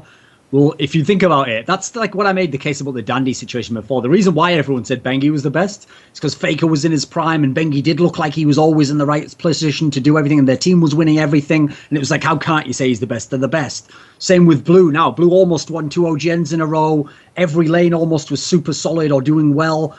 And so Spirit looked like, wow, he's just an awesome player. But actually, the difference is, like with these players, Imp, Dandy, they endure. Whereas actually, I think what we've seen already is that Spirit's dipped a bit since then. He either had a short peak of form, or he just wasn't as good as he initially seemed to be for that month and a half or so. Because now it doesn't seem like you could put him ahead of Dandy, I don't think. But some people wouldn't. No, you can't. no way. No. I don't think anybody would have like ever said that, really. I mean, I don't want to get into the territory of that thing of like, he's better on a bad team, but within that context, Dandy can look amazing while you're making the semi-finals or something along and losing, whereas actually Spirit looks amazing only when you're dominating people. I'd say that's the fair way to describe it, you know. Everyone has Spirit. Okay, right, next up. Right, next up was Deft. So Deft, Monty, is at number 11 here. We already talked. What do you got for me here? There's nothing left to say about okay, this. there's nothing to say about it? Just objectively ridiculous. Let me ask you a question about Deft, Monty. I always wonder about this, because if you look at players like Deft and NaMei, they have like the perfect team for them. Like, that's not an exaggeration. They almost have, like, if you wanted to design on paper what sort of team they should have, they have like exactly every single part in perfect position. Whereas, for example, someone like XiaoWeiXiao potentially doesn't even, he has a lot of factors going for him, a lot of aggressive factors that he likes, but not necessarily the perfect team. Just theorycraft for me. If we put Deft into just a different team, let's say we put Deft now onto Frost. Like, what would Deft be like? Do you think he would have to change his play style? Would he just keep the plain play style and be good but not as effective? What would your sense of this be? I think that we don't even have to theorycraft about putting him into a different team. I think we can just look at Blue and their history when he was with Flom, and talk about what happened before Dade got there. He needs a playmaker on that team. Blue was a very mediocre team before Dade was there to pick up some of the shot calling responsibilities, be a veteran player, and to take a lot of the heat off of Deft. Deft was good. He was good. Yeah. And sure, part of that was an improvement in Deft's skills, I think, but that was a key change. They went from a round of 8 team to a champions winning team in 1 season. Impressive, right? And we can probably say Deft didn't get that much better, but like the fact that they needed that team, that roster, which is for the most part very passive, very supportive players, needed somebody to be aggressive in a team fight, needed somebody to go in to be the person who was saying, I'm going now. That's what they needed. This might sound like an abstract point. You can correct me if you think I'm wrong. But I also like to give people some credit if they're like the main reason why their team wins. Like this guy. So for me, I actually think Dade is the main focal point of Blue. We can disagree on that. You can think it's Deft if possible. So to me, Dade is like, yes, Deft has to be the monster second place guy, and maybe he cleans up all the kills while Dade's distracting everyone and making his plays. But let me think how to describe this. Okay, one of the things that you always give Faker so much credit for, right, is the notion that even if Faker's team is playing like shit, it's like the Michael Jordan effect. Like that guy could still, out of nowhere, play so good for 30 seconds that he could be the best. He could 1v9 the whole game and just win the whole game. And you literally have to be like, it was just that guy who did it. His teammates barely even helped it. He just beat everyone in the game. Now, obviously, I'm not going to go that far and say Dade does that, but I don't think Deft can actually do that. I think Deft needs the supportive team set up. He needs to be put in position to allow him to succeed, if that makes sense. Whereas some of these other AD carries, like XiaoWeiXiao perhaps even, who I wouldn't have higher, I'm just giving this as a different factor. I think XiaoWeiXiao can just go fucking mental no matter what's happening and potentially turn something around out of nothing, whereas that's not really in the wheelhouse of Deft, I think. Thoughts? No, I agree with that entirely. And if we think about before Dade was on Blue, when was Blue good? They were known as the kings of the off season, right? They were the ones who beat SK Telecom for the WCG qualifiers right after they came back, like a week after they came back from Worlds. And yeah, probably SK Telecom wasn't taking that tournament seriously. But then we asked, why did they win that? And the answer was because Pawn was there just like solo killing Faker in lane. It wasn't Deft. No. So if we even think about their wins pre-Dade, it really wasn't. Deft was good, but he wasn't great in the way that he is now. And that was a long time ago. That was nearly a year ago, obviously. So Deft has improved. And I think, in fact, Imp was slumping for a while at the beginning of this year, and Deft had gotten a lot better. And then, like, maybe we're seeing, like, Deft be, Imp has kind of come back into his own again. That's why the Deft-Imp conversation is so interesting. And there were times in interviews, too, where Imp would say, hey, like I copied Deft's runes and masteries for this champion that I was playing, and he gave a lot of credit to Deft too. And I think that he learned a lot in the early parts of 2014 from Deft, and then kind of used that to bootstrap himself back into a position of power. Okay, that was the first 10 of this list, and we've got 10 to go. So let's have a break for a drink now, and then we'll be back after these commercial messages. I don't know. I'm not a professional, man. Okay, we've returned from our break. We will now continue. We'll plow on with the discussions, the arguments, the debates, the mild chastisement of LoL Esports as an organization. No, anyway, but I can't deny, Monty, it wasn't just because we did the first 10 that I took a break there. I needed to get some water, to get a bit of fresh air, to think about what I was going to do in my life, because I came back and I remembered that number 10 on the LoL Esports list. It's your boy Bjergsen. The faker of North America. Are you trying to make me mad? Yeah. What do you think, Monty? Bjergsen number 10. What? Like, okay, here's the thing. Here's okay. Obviously, he had an outstanding performance in the playoffs and was the reason, pretty much a lot of the reason why TSM won North America.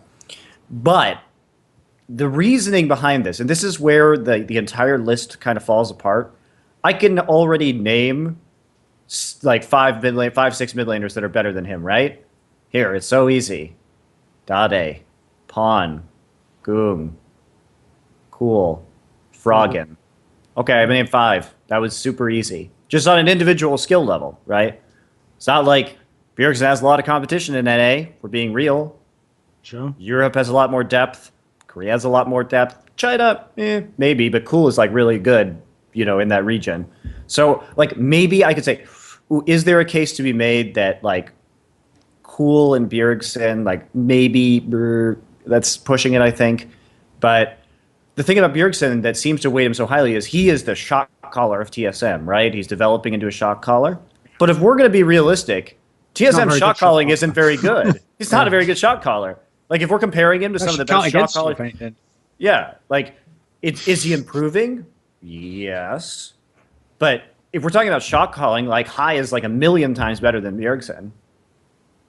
Sure, he doesn't have that individual skill. Sure, the fact that both of these teams choose to have their mid laner as a shot caller, which I don't think is fundamentally a good idea. I think teams, if you have any choice at all, should be making your support and your jungle the shot caller, because there's too much to focus on in the mid lane to shot call properly. So I don't get it. I don't get it at all. He is by all accounts, if we look at how TSM wins games, they get a big lead due to being good in the laning phase, or their solo lanes are. They get deep vision. They get a good lead early on. But their mid-game and late-game shot calling and rotations have not been good. That's why they nearly lost all those best-of-5s they played in. So where is this rating come from? If I can name 5 better players who are better at individual skill, we also know that Froggen has the last say in shot calling on Alliance. And Alliance's shot calling is better. And sure, in this list, like Froggen is higher than Bjergsen, right? He's 6, Bjergsen's 10. But we're also looking at a list, and when we're talking about this, only the top 2 players haven't been revealed yet. And we still have Cool, Pawn, Dade, and Dade that aren't here. So presumably, it's probably going to be Cool and Dade. Especially considering the context of how they're trying to put the list together. It must be. Of those 3, it has to be Pawn they've left off. Right. So, but just on that alone, the idea that Pawn can't be on the list. Isn't on the list when he is. Show me. Do you think Bjergsen's going to solo kill Faker in lane? I don't think that has like a chance of happening. Like I just don't understand how you could not have Pawn on this list, but you have Bjergsen at number 10. Do I think Bjergsen does deserve to be on this list? Yeah, at the bottom. Now, Drexxin, you're from North America. Bjergsen isn't from North America, but for the purposes of these sorts of lists and discussions, it feels like he is from North America, because it's people from North America getting very hyped up, believing that this is the best player for the best team. Are you a fan of Bjergsen? Do you think he's this good? Is he the 10th best player? I feel like when LoL Esports made this list, they had this like inner conflict of wanting to appease fans by putting players like Bjergsen so high, and then they like backpedal a little bit because they don't want to upset the analysts, and they just like put him at 10th, and they're like, okay, that should calm any temperament or whatever. So no, I don't think Bjergsen deserves to be ranked 10. I think that's absurd, especially when you consider who he's ahead of on that list, including like Save, Spirit, Deft. Like what the hell? I mean, yeah, certainly he shows up when it matters. Like his regular season was still pretty damn good, but he pretty much hard carried TSM in most of those games, and to do that while shot calling and also being like a young player in the context of North American LCS is pretty impressive. But yeah, when you think of all the players that are better than him, just out of sheer skill, I don't see a reason why he would be so high. It seems like it's just catering to people that would want to see Bjergsen that high on the list. Really. And that's why I tweeted to you, Thorin, that the problem is that you can't have a company that has a narrative agenda making this kind of content. Because here's the issue here. Okay. So if we look at what Riot does, and I love what Riot has done for esports. I love the fact that they are so involved, that they created these leagues, that they've jump-started the North American and European scene. Like the fact that they're paying the teams. The production value of the LCS is very high quality. It's a great system. But my problem is that they have a vested interest in making North America and Europe popular because those are their leagues. And they have an inherent bias in doing that as well. So, but also, if you consider it, of course, English-speaking fans, these are the primary leagues that they watch. But if you look at it on a global scale, North America and Europe, in terms of viewership, are really not that big when we look at China and Korea, right? Because just to throw some numbers at you here, like the Chinese regionals had 4.5 million concurrents. What, on the Chinese stream? Am I right in saying that, Drexxin? Yeah, it was somewhere in that. It was disgustingly high, yeah. Yeah, and that was on one stream in China. Okay, if you look at the Champions Final that happened between the KT Arrows and Samsung Blue, on the English stream we had we had 150, and then we had another like 50 on each rebroadcast, right? And they were running concurrently with the European third place match, and we were much higher viewership than that from the EULCS. And the Chinese stream had north of 1.2 million, because they're now OGN brings the Chinese casters out. And then the Korean, I don't know what they had between TV and stream numbers, but you got to say minimum 500,000. It's a very conservative estimate, very conservative. So when we look at these leagues, NALCS, in terms of viewership, we can quickly rank them: China, Korea, North America, Europe, GPL. Very fast. Boom, boom, boom, boom, boom, in terms of viewership. I don't even know if GPL is higher than the Brazilian or the Turkish streams, which get a lot, right? I don't know what GPL's viewership is in Southeast Asia. But yeah, I think a case can definitely be made. So what I'm saying here is that when we look at the global ecosystem of League of Legends, these are not even the top 2 most viewed leagues when we look at the finals. And so to have and they're not even the top 2 in terms of skill.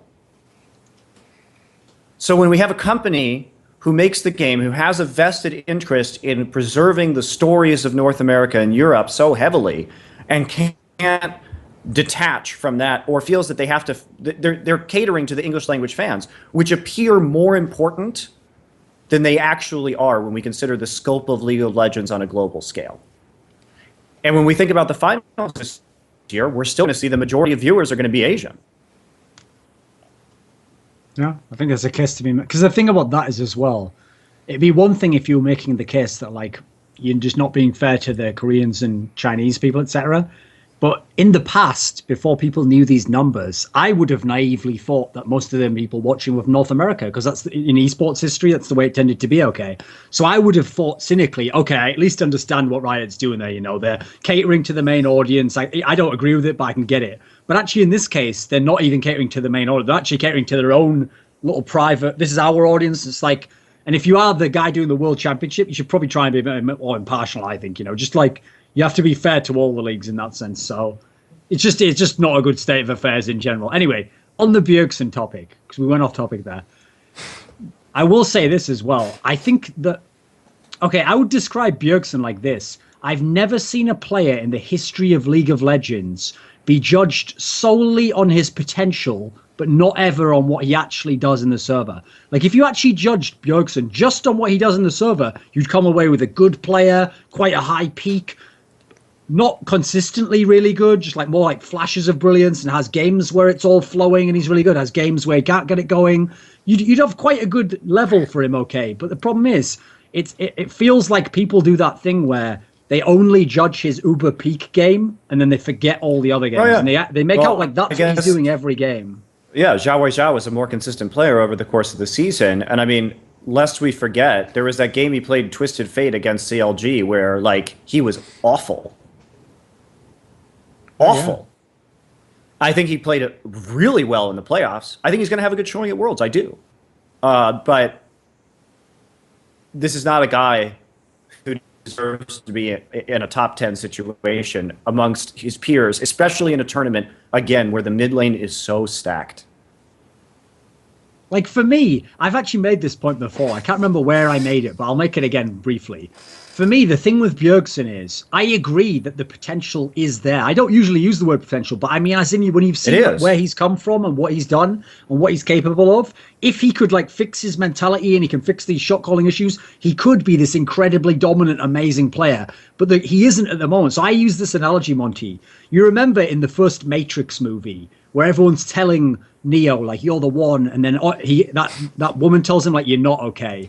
So what happens is for like, I think something like, let's say 90% of the movie, he isn't actually the one, even though that's what he's destined to become. Now, within that context, he still can do incredible shit. You remember, he was actually able to like dodge the bullets better than anyone else could and move almost like an agent, but not quite like him. He was able to get this incredible level. But you shouldn't give him credit for being the one yet, because you saw what happened when he actually popped at the end of the movie and he could stop fucking bullets and he can do it. That's never give someone credit for being like an all-time great player before they've done it. Even if they're really close, you have to actually do it. That's why people think I go overboard on Froggen. I probably do to a degree because he hasn't like had much international competition. But the things he was capable at when he was at his peak and he's at his absolute level, and how often he's able to get to that level is why I put like a distinction between those two players. You know, even though if they both only take their peak game, it would be similar as to who's really good, etc. Well, and one can do it all the time.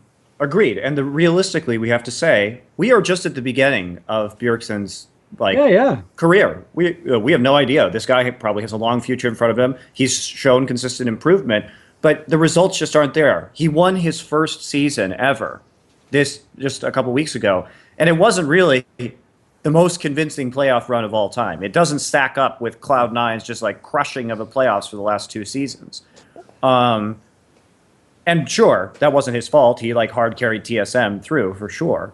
And he did have that outstanding performance, but the results just aren't there. We're not talking about Dade, who has been in every single Champions final this year, won MVP, and done it on 2 different teams. He has never had that level of dominance in terms of results. Yeah, that's the point as well. That's the problem as well. He plays mid lane.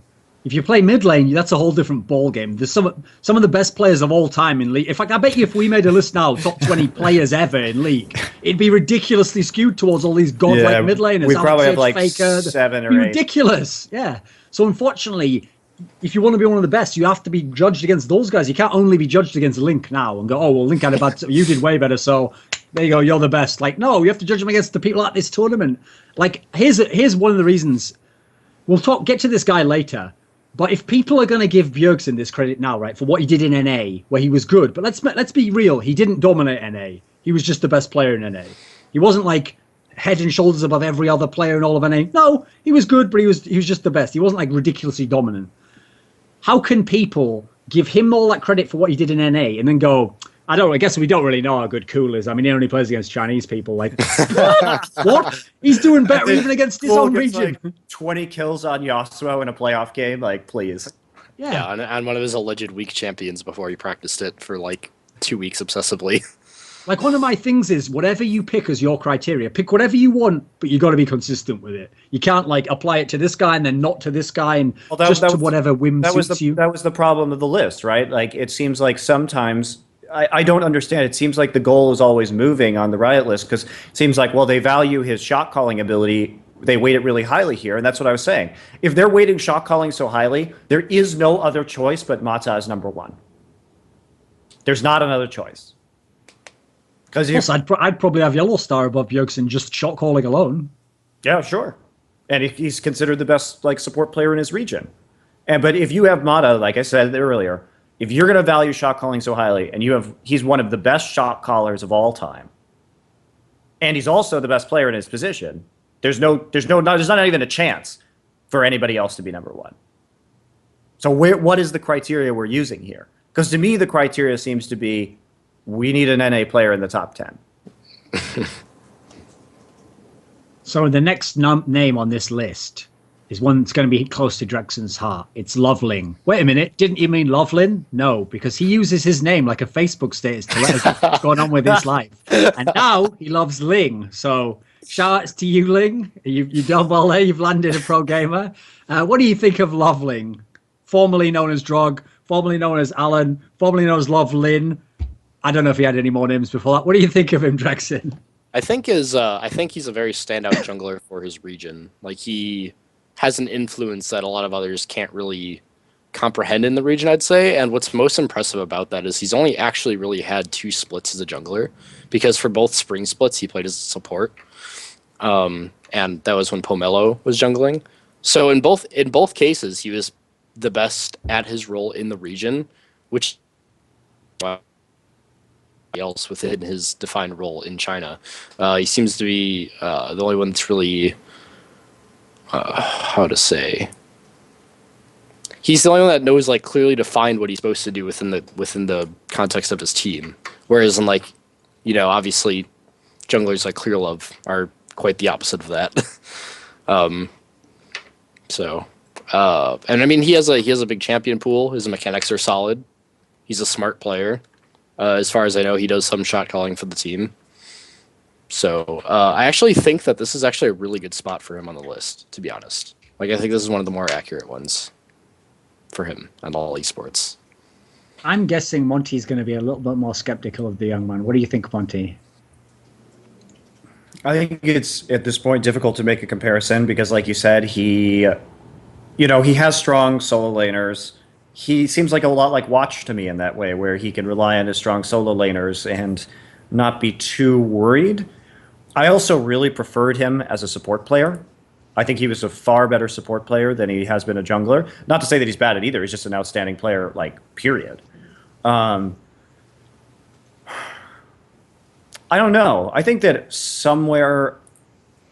I'm looking at Thorin's list at 14. I'm looking at this list with him at 9. 13, but I just think I'd put him somewhere in the middle, right? I put him somewhere in the middle. And for me, the difference is like Save has had better results as a jungle, or I mean Spirit has had better results as a jungle player. So I guess I would put Spirit a little bit higher than him. Okay. But I'd put LoveLing maybe around 12. I mean, I have to say the first thing about LoveLing that I always come back to, and just because how can you avoid it, is that there's clearly something very special about this guy, that he could be that good at 2 positions.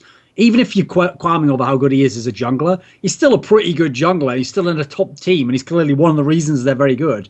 Then throw in the fact that if he wants to, at any time, he can go and be a really good support player. That's like unheard of. There's no one else can even compare to that. None of the other role swaps in the history of League are that ridiculous. Like I can't think of any. And I also want to point out that he's very creative with his ability usage too. Like there's a thing he does that not a lot of people do, at least to my knowledge, where he'll use Jarvan Ultimate intentionally in a team fight to create a certain kind of terrain to make it more favorable for OMG's positioning. Okay. And that's not usually, like, a lot of times you see people dive in, like focus the carry down. So he's like zoning with it or something? Yeah, like he uses the Jarvan wall as like a zone, and that's like something that's very creative. He finds a very creative ability usage for a lot of the champions he plays. So it's kind of like that thing about how Froggen uses the ice wall not just to block you, but to funnel you into one area to hit the shot. Yeah, okay, that makes sense. That's interesting. Okay. I think he has so much natural talent as a player, and I think that he's actually been really held back by the fact that he keeps having to switch positions because they apparently can't find like another support or jungle player, whatever he can't do. I'd like to see him go back to support personally, but that's just me. This might sound like an abstract point, but I think this is a point worth making, though. And I made it in my thing there, was that one of the criticisms I give to Bjergsen is the reason why I don't think he's become this, like, the like the next great mid laner who should be at the level of a Froggen, etc. Part of the reason I think that Bjergsen hasn't is because Bjergsen clearly has some kind of mentality issue. Like, sometimes it looks like Bjergsen doesn't know himself how good he could be or the impact he could have in this game now when it's going badly, or he's not sure, he's hesitant. In general, you want to be decisive. Now, obviously, you can go too far, and someone like XiaoWeiXiao is maybe an example of where you have gone too far and you've gone from being decisive into being impulsive. But what I like about someone like LoveLing is when you watch him play, you actually get the sense at all times, like, this is what I think should be done now. This is what I'm gonna do now, and then we're gonna see like what happens with it. So I actually think that's like a winner's mentality to have. Whether he has everything else in place, sure, I'm sure Dandy's better than him as a jungler, but I actually think that's like a positive quality to have as a player if you're going to be a big time player, because a lot of great players who were held back by just unsure of themselves or didn't quite have defined their philosophy on how they wanted to play the game. Any thoughts, anyone? I'm just excited to see him again this year because I guess he's a player that I am still a little bit unsure about in terms of international competition, because he doesn't have very many challenges within his own region, and because it is always super difficult to judge junglers, because unless the competition is stiff, you don't really see what they're made of. It's easy to look good if your team is good, and it's easy to look bad if your team is bad. And jungle is by far, in League of Legends, like the most cerebral position, the hardest to translate. You know, there's the biggest difference between solo queue and the professional scene. So I'm excited. I'm excited. Oh, by the way, Monty, I actually released a little fluff piece today where it was like the 12 defining games of season 3. I saw that, okay? yeah. So one of them that I had there was my 12th one. I actually went back and watched it. Was the game where OMG played TSM in the second meeting. And this is where LoveLing went volley bear. And he gets an early gank. He went berserk. And he just gets mobility boots and goes fucking mental on this. And it's if you're a jungler, this is like a wet dream. This is like some solo queue fucking trick 2G shit, but in like a world championship. Like you gotta go watch. Anyone who hasn't seen this game, just I remember that. Because I remember this super first entertaining game to watch. He just like ran into top lane brush and just like killed Dyrus. Just waited till Dyrus came super close, then just jumped on him. And then that was like the ultimate jungle snowball you'll ever see. Because he was like, it was crazy how good he was that game. You know when we criticized that famous game where Cyanide got the 2 kills on Meteos and then he never did anything with it? This is the opposite. He took like a little bit and he was like, you know what? This whole fucking game's mine. Like, you know, in The Hustler, that moment where he goes, you know what, fat man, I think this table's mine, after like he pots one ball, then he like doesn't miss anything. It was like that. He just went fucking berserk. So I don't know that he'll do that again, but I'd like to. But Dandy does that as well, though. You give Dandy a kill on Rengar, then all of a sudden he's like 8-0 and 10. Yeah. Okay, so what was the next name here? So now we've got it's another of my favorites, Monty. It's the young man Rekkles, Rekkles, however you want to say it. That's him. I want to know, before I taint this conversation with my toxicity and my own opinions, Monty, let's just, it's a sterilized area here. It's a safe area. You know, my influence hasn't come onto you yet. What do you think of Rekkles? What's his importance within Fnatic and how good is he as a player to you? I think he's like European Bjergsen at AD carry. He doesn't always have the best sense about what to do in the mid and late game, but he's very mechanically skilled and he's got a really bright future in front of him. But he is bolstered by the fact that he's got strong players like to help him across the board, really, and that he has YellOwStaR on his team. And we talked about YellOwStaR and Pushu earlier and how Pushu did have an outstanding performance, but I think we can credit a lot of that over to YellOwStaR. He's not a better player than Deft and Imp. His decision-making isn't anywhere near as good. Realistically, you put him at maybe like somewhere in the 15 to 20 range. Yeah. He should be on the list. Okay, I'll give you that. Yes. Statistically, he's very good. You have to consider him. I think you have him too high at 12. Did I have him at 12? Yeah. Well, see, haters. Monty's the real hit. I like him. You know, I'm a fan. I like him too. I think he's good. Yeah. Drexxin, what do you think of Rekkles? I get the sense that you love Rekkles, right? Well, I think he has the same like prodigious future, you could say, as Bjergsen, like Monte Cristo pointed out, and maybe eventually he will develop into that kind of player. But you can't put someone into a top 8 position that had a history of like just literally not appearing for team fights when the team needed him. And Rekkles has always played on Fnatic and farming when they should be taking an objective. Exactly. And Rekkles has, statistically speaking, been on the most successful European team of all time. Like, I would like to see how he would play as like a plug-and-play AD carry somewhere else.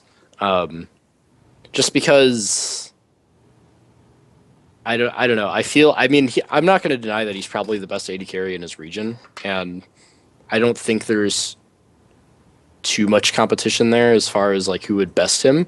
Tabs? But Tabs would be the closest, but I don't know. It's just like you just can't make those mistakes and be a top 10 player. Like, it just doesn't happen. Like, those are very crucial things, and that loses games for Fnatic in Europe. Like, imagine how that's gonna fare against Korean teams. Like, you just can't do that. They'll just immediately lose the game off something like that. Yep. Like, yeah, no, I like these points because this is actually the point I always come in at, is always that same place. To me, Bjergsen and Rekkles are the future. They're like the two Western players. You have to say Western now because Bjergsen's in NA, but they're the two European players who are supposed to be the next great players. And if you look at them, it feels like there's no reason they won't become, except they both have these weird mental quirks, which in some sense hold them back. Like, whenever we compare Tabs and Rekkles, okay, if you actually talk to other AD carries in Europe and the other players in Europe, it's actually a pretty split decision on Rekkles and Tabs. And the reason it's split is it's like our discussion about Imp and Deft. It comes down to what is your criteria. And a lot of the people, sometimes some of them like the fact that Tabs is more of a carry when he's in within Alliance. He's more of a presence in the team fight. He's more aggressive. And so what's happening there is it is close between the two of them. The difference is if Rekkles got over his mental issues and played to his absolute peak potential, which he hasn't got to, he would blow Tabs out of the water. Then it would be like, right, there's this much between the two of them, you know, and he is that much better and he's the complete package. Because he isn't, that's what allows Tabs to get everything out of his skill and be at the same level. So to me, I'll use the same analogy, okay? When I said about the difference between like the hesitant player and the player who's got that confidence and knows what he's doing, what I kind of like a Froggen, like a LoveLing, the two players you can compare, just as a quick side, you can compare Bjergsen to Nukedoc, and you can compare Rekkles to Forgiven. Now the two sides like this, okay, Nukedoc and Forgiven are so self-confident that it becomes abrasive and they've had problems with teammates and people call them toxic. But the difference is they know exactly how they're going to play, what they have to do to win, and they're going to do it, okay? And so you go over to Bjergsen and Rekkles, they have the skill set to maybe be better than these other guys, but they're on a similar level because they have all this skill, but they're held back by some kind of mental issue, or they can't be fully actualized. They're not fully actualized as an asshole, but they have to fully actualize themselves, you know? Well, and also they're young. They're very young, and Tabs plays smarter than Rekkles does. Deft's really young too, but Deft plays smarter than Rekkles does. NaMei plays way smarter than probably any other AD carry. Like, if I look at NaMei, I'm like, wow, this guy rarely makes a bad decision. And he's got the mechanics to back it up. I feel like Rekkles and Bjergsen would be much higher on the list, like, in a correct sense, if they did have some kind of like positional coaching, like if that kind of thing existed, if that kind of infrastructure existed for them, they'd be very good at that. But until they fix up the very crucial errors that will get them punished very quickly by top international teams, then they can't make a top 10 on the list. Those guys are they're still too solo queue, basically. Well, here's the funny thing, okay? In a weird way, TSM and Fnatic actually hold Rekkles and Bjergsen back. TSM want Bjergsen be the shot caller, and then Fnatic has too many good players in other positions that you can't make it that team where it should be the... In theory, if we look just at the skills now, with where Xpeke is at in his career and how top lane meta is, Fnatic should be in a bot lane central team where Rekkles is the main carry, but he's not. And part of that's because, yes, the history of Fnatic, and when we think of Fnatic, we think of it, they've got the two monster solo laners, and it's their job to carry. And so actually, part of why Rekkles doesn't look good sometimes is he doesn't have to. He just turns up and he's just a guy off here who does something sometimes, and if he doesn't, they win the game anyway. No other great player who's this high on this list can say, I can just chill out in some games and we win the game anyway. If Deft has a shit game... Well, and he doesn't have shit games. You have to remember that. He's lost one best of 5 since January, right? But Deft, I mean, that pressure so that you know you can't. And even when Deft has a shit game and he like I said, he dies 5 times in the laning phase, he still makes an impact on the game because he's smart and he's in the right place to make that impact. He doesn't tilt and start saying, well, I need to farm now. Like, no, he still like groups and does his job. And also, the other thing you're saying, the other thing you're saying too is that in the current meta, AD carries are so important. Ever since the AD item changes, it boosted the importance of AD carries by a lot. That's why we have so many AD carries on this list right now, because they're incredibly important to the game. And look at the list, right? At Season 2 Worlds, we would have had a lot more top laners, you know? If you look at any other AD carry who we're considering in the same list here, who are great players and they're potentially best players at the tournament, no one has more talent and more... Okay, maybe the only one you could even argue for is Imp. Aside from Imp, I can't think of anyone who has more talent across the rest of his team than Rekkles. This guy has an unreal team. So that's the problem. It's like it's like I can't give you the credit as though you are the monster carry player when you're not, and you're not even filling that role in your team. It's like you just can't get that credit. And unfortunately, in all these scenarios, you will always give the credit in general to the guy who was not only the best, one of the best at his position, but is like the main reason his team wins. He's the main guy, and win or lose. That's why you give them that's why you talk shit on the star player when his team loses, because it's true. It's probably him. He's the reason why they didn't win. So you give him the credit when they win and the credit when they don't. You can't give this guy just a break. You can't go, okay, I'm going to give you a break when you don't carry because like you played well, you had the good stats. But when the rest of the team carry you to a win, you get full credit for that as well. Like, come on, be fair one way or the other. You can't do both at the same time. I think that's a reckless, yeah. Not to mention that if we think about what just happened in the European playoffs, I think most people would agree that Fnatic, even though they took second place, was the third best team in Europe. SK played a lot better. They were questionable for sure. They almost went out in the semis as well. Yeah. Like, to me, what saved them in their semis was... What the weird thing about that Roccat team was every time Roccat plays a playoff series, that fucking Xaxus guy, who I don't even think's that good, comes up with some weird shit in the top lane that no one's prepared for.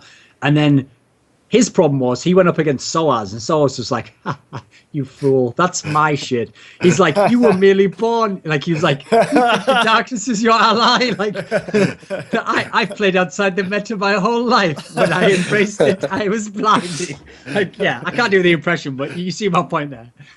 But yeah, I think that's true. I think Fnatic, well, that's one of the most underwhelming second places I've seen in a long time in LCS. They weren't really in contention to win. Yeah, and not to mention that the team that gave Fnatic so much trouble was immediately slam dunked by SK in the third place match. Yeah, that wasn't a good look either. Okay, so next on this list, already I can feel people getting prickly. Number 7, Dandy. If we can consider him the best player, if we could get this player in the world at his position, and Monte, if we talk I think about Dandy's this, the best jungler to ever play League of Legends. I think he's got the historically, resume now. sure, yeah, he's always been relevant. And the only other jungler that we even have in this conversation is Cacao. Cacao's not here. Yep. It's the Dandy Show. Makes an easy. Though what's funny is if Cacao had been here, Monty, this would be another Uzi versus NaMei, Deft versus Imp scenario where we could have had an argument over which do you favor more as it carries its spot. But he's not even here, so they made it easy for us. You just pop Dandy in your top 3 wherever you want him. Problem solved. It's the easiest one on the list, right?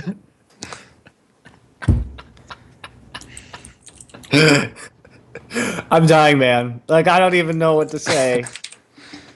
Like, top 3 is where I would put him. I mean, in my top 3, in my top 3 world, it's some combination of Mata, Dandy, and Dade, right? Yep. In a world where I could maybe see you arguing that he's top 5, not top 3, but you can't argue that he's outside of the top 5. You can't. Confusing. I admit it, 5th is basically, it's true. Well, first of all, he's the highest jungler on my list anyway. But I will say that in general, as a general rule, I tend to favor carry roles over the supportive roles. And Dandy, yeah, he can carry, obviously. He's not like the Cacao style, like I am the carry of the team even though I'm the jungler. Like sometimes he doesn't. Sometimes he just lets the bot lane win. Sometimes he just gets the mid lane going. He doesn't have to be the super carry. So in general, I think like, okay, so to give you an analogy, in other sports, the guy who you tend to think of as the best player in basketball is the guy who's the best scorer. And you think of the best guy in football as the guy who scores the most goals. That just tends to be, as in he's having the most impact because that's the metric of how you score the game, okay? So if you really, really are super godlike like Mad Life was at support, I can see a case for you potentially being the best, like Matt might be now. But I just have a natural tendency within my own criteria where I tend to give it to if it's between a super duper carry and a super duper support, I give it to the carry guy usually. Well, sure. And we can also make the argument that in the current meta and the way that deep warding works, the jungle support synergy around warding is super important in the laning phase. And Mata does a lot of the work because Dandy has a lot more information to work with than a lot of other junglers. But also, he can hard carry. If he plays Rengar, he can just single-handedly destroy an entire game. Like, he doesn't even need anybody else's help in that situation a lot of the time. Now, listen, Drexxin, since I know you watch a lot of Chinese League of Legends, I'm sure for you it must be like subsisting on a diet of like standard McDonald's Happy Meals, and then every now and then someone comes in and gives you some caviar, and you're like, too rich, I can't. My stomach, I'll get gout. Like what do you think of Dandy? You must love watching it, right? Yeah, no, I have him number 3 on my list, and yeah, I will say compared to Chinese junglers, he would he would run circles around them. I mean, he just essentially does everything perfect. Like, I do think he does have the advantage of having more information through Mata, and that helps him a lot. But just like thinking about the top junglers at Worlds, I can't think of anyone that even comes close, because the other 2 top ones are probably Spirit and Watch, the other 2 Koreans, and then like you gotta consider the gap between those. I mean, he's flexible. He can win games by himself, although Rengar, which was his most played champion in summer, has been nerfed, I believe, right? But he crushed it after nerfs. That is true. He was still dominating people after nerfs. That's even the more impressive thing, right? I was like, nobody's going to play Rengar anymore. Then Dandy shows up and just bodies SK Telecom. Yeah, and I think he also had a flawless win rate with Elise and Eve in summer. Correct me if I'm wrong. So I'd have to look that up. I don't know that off the top of my head. I mean, I could believe his Lee Sin's pretty good. Yeah. He never gets Lee Sin because it's always banned. Yeah, it's always banned. So like you have to ban something against him, and if not, he has a huge plethora of other champions he can work really well with. So yeah, he's by far the best jungler in that tournament. So putting him at rank 7, like again, sandwiched between Rekkles and Froggen is like, I mean, respect to those players, but that's just like, I don't know. There's just a whole nother league that he's on. It seems like a sin to put him there, I feel. Well, the funny thing is, when Monty mentions that I think that will always go, as long as we don't speak Korean and we can't really get out of them, I think that'll be one of the all-time great, like, conundrums. Who was providing more of the vision control? Was it Dandy? Was it Matt? We'll never actually know. It's the fact that you have both of those guys in the same fucking team that makes it, like, that's unfair.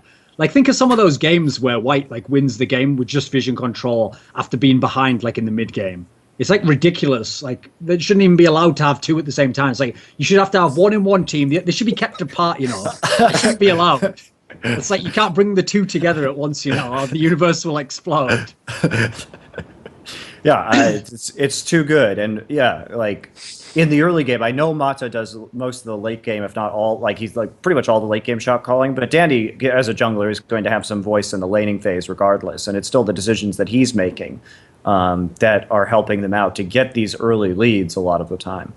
And yeah, Monty, like, think about any team who faces White now. So you know that, okay, Pawn's really dangerous if you give him Yasuo. Okay, we don't want to do that. We definitely don't want to give Imp. Probably Caitlyn or something like that. No, Twitch. You don't want to give them Twitch right now. Okay, so you don't want to give them these champions. Okay, so you're already thinking out your bans. Here's your problem. Even if you're jungler and every good jungler in this tournament plays Lee Sin, you can't leave Lee Sin open unless you're first picking it. Because no one wants to give fucking Lee Sin to Dandy. I remember a comment from last year's Worlds, right, where they interviewed Diamond Prox after Gambit had beaten Ozone. And Diamond Prox's first thing he said, with a massive smile on his face, was like, I just beat Dandy's Lee Sin. Diamond Prox said that about someone else's Lee Sin. Like, I beat him on Lee Sin. It's amazing, right? It's like, that's how fucking good this guy is. He wasn't like, oh, I'm pretty good on Lee Sin as well. Like, no, that's the best guy ever on that champion. And the other problem that you mentioned is that since nobody else can play Rengar, but he's still so godly on it, like, do you ban it? No, his champion pool will be even if you like, that's the issue when you play against White, is you can't actually ban him out right now, because you can't ban Lee Sin and then pick Rengar because everybody else sucks on Rengar. Because Rengar is a champion that you have to know how to play as a team, because it's all about counter ganks and pressure. And Danny he's the best counter ganker in the world, because he does his homework. He always knows where you are. He watches VODs. He will know. He watches other junglers very actively in terms of their pathing, and he just knows from where the pressure on the lanes are where you're going to be. But if you have to have only one lane pressuring when you have Rengar pre-6, because he can only counter gank. That's his power. So you have to play. White plays around Rengar as a pick really well, and that's why Rengar failed so spectacularly in the West. I've said this before. That's just what's so fucked up about White as well, Monty. Like, think about when the team that actually Dandy won OGN with, when they had Orm as the top laner, at least you had one fucking weakness you could focus on their team. Like, right, you better make sure Om's okay. Now, you already didn't know where the fuck Dandy was, but now he can go anywhere he wants on the map. There's no lane that's going to automatically lose. What a luxury that is if you're already who he is anyway as a player, you know. That's like a playground for you. You go anywhere you want on the map, do anything you want, and it doesn't matter who you get ahead, who you help out. It's like, how can you stop that? You can't, unless you're Cacao. That's the only person who maybe could. And he's not here, so R.I.P. Yeah, it's just, I understand your reasoning, but there's no world where he's outside of the top 5, basically. No, that was I would put him top 3. To me, the 3 most egregious on this list overall was the Deft 11 below Rekkles, Dandy number 7. That's one. And then the Save 13. These are like, everyone agrees they should be on the list, but these were just like egregiously low. And then in context of who you're putting above them, you know, like, you've gone too far. You're out of control. Rein it in. Like, something must be done. Before, you know, at the beginning, I was really egalitarian. I was like, listen, no list can be correct. And, you know, we all have opinions and we're just going to discuss them. But now I'm like, no, I'm sorry. I'm putting my foot down. That is bullshit. It is bullshit. So next on the list, we've arrived. Let's enter the Froggen zone. Okay, Monty. So we're in the Froggen zone now. Explain to me, Monty, why Froggen isn't the 6th best player at Worlds. Okay. Or, as Thorin would say. It depends. Actually, that's even high, dude. That's even higher than I had him. I had him at number 7, and you don't even agree with that. All these spots had him even higher at 6. Okay. I would say 8 or 9 for me. Just like, if you think about it, like Pawn needs to be up higher on that list in terms of individual ability. He has the one thing you can say for Froggen is that he does have the last say in shot calling on Alliance. So, and Alliance's shot calling isn't certainly the best in the world. It's mediocre to good, like pretty good. Like, I'd give it like a 7 out of 10, maybe. That's fair, yeah. Bit higher than average. And we can say that maybe a player like Pawn isn't the main driving force behind that shot calling. So maybe under those circumstances, we have that a little bit lower. Alliance came out of a very strong season in Europe where they had a winning record against every team. Ozone hasn't won a championship in Korea this year, or White now. So, yeah, I mean, maybe he's above Pawn. Okay, I can see that. I think you had Pawn at 10, right? I think that's pretty reasonable. Yeah, you have Pawn at 10. Yeah. In fact, I actually would have put Cool above Pawn, because Pawn is more of, he's very good, but he's not one of the really big time playmakers on his team, or the big time shot callers. I think you have to put Dade above Froggen. I think you could make an argument that maybe Cool belongs above Froggen. Goong is lower than Froggen. So, yeah, I'd say you have Froggen as maybe the 3rd or 4th best mid laner in this tournament. Yeah. So I'd say you just put him 1 or 2 spots too high. The big thing to me, though, Monty, is the big toss-up is the Pawn Froggen thing. Because automatically, a lot of people are going to say Pawn's better just on that. You know that. In mixed martial arts, we call it MMA math. And what you do, Monty, is this: A beats B, and B beats C. Therefore, C would lose to A, which doesn't work like that. That's why we call it MMA math. It doesn't add up. Okay. By that logic, they're going to go, well, if Pawn beat Faker, it's like, yes, continue. Then Pawn must be better than Faker. I'm going to have to pull you up right there. I'm going to stop you right there. That doesn't follow at all. You added the first part up, but the equal does not right. Therefore, and Pawn isn't necessarily better than Froggen just because he beat Faker. I'm sorry. And also, Pawn doesn't do that to anybody who's not Faker either. No. It's not like Pawn He's is just a good player. Yeah. Against Faker. And also, you have to look at the context that those kills were made. And in the first 2 games, SK Telecom K had one of the worst pick ban phases that I've ever seen, and they set Faker up to get dumpstered. I mean, let's put it this way. If Pawn really did that, what he does to Faker, to everyone, then White would have won all these last championships. They would have won the last 2 OGNs, would be over If Pawn was just going to do that to Dade every time as well, well, the game would be over. No go, what you've won. So Pawn is the problem with Pawn is, I will admit his team is too good, so it makes it really fucking hard to know how good he is because he's in a Rekkles scenario. Okay, he doesn't have the pressure on him where he has to carry every game that we really know. Could he do it if it was on him every game, and would he make the? You can't really know, but you also can't give him the credit for doing it when he doesn't. Right. I mean, if we look at White, we don't say that their solo laners are their carry lanes. It's their jungle support and AD.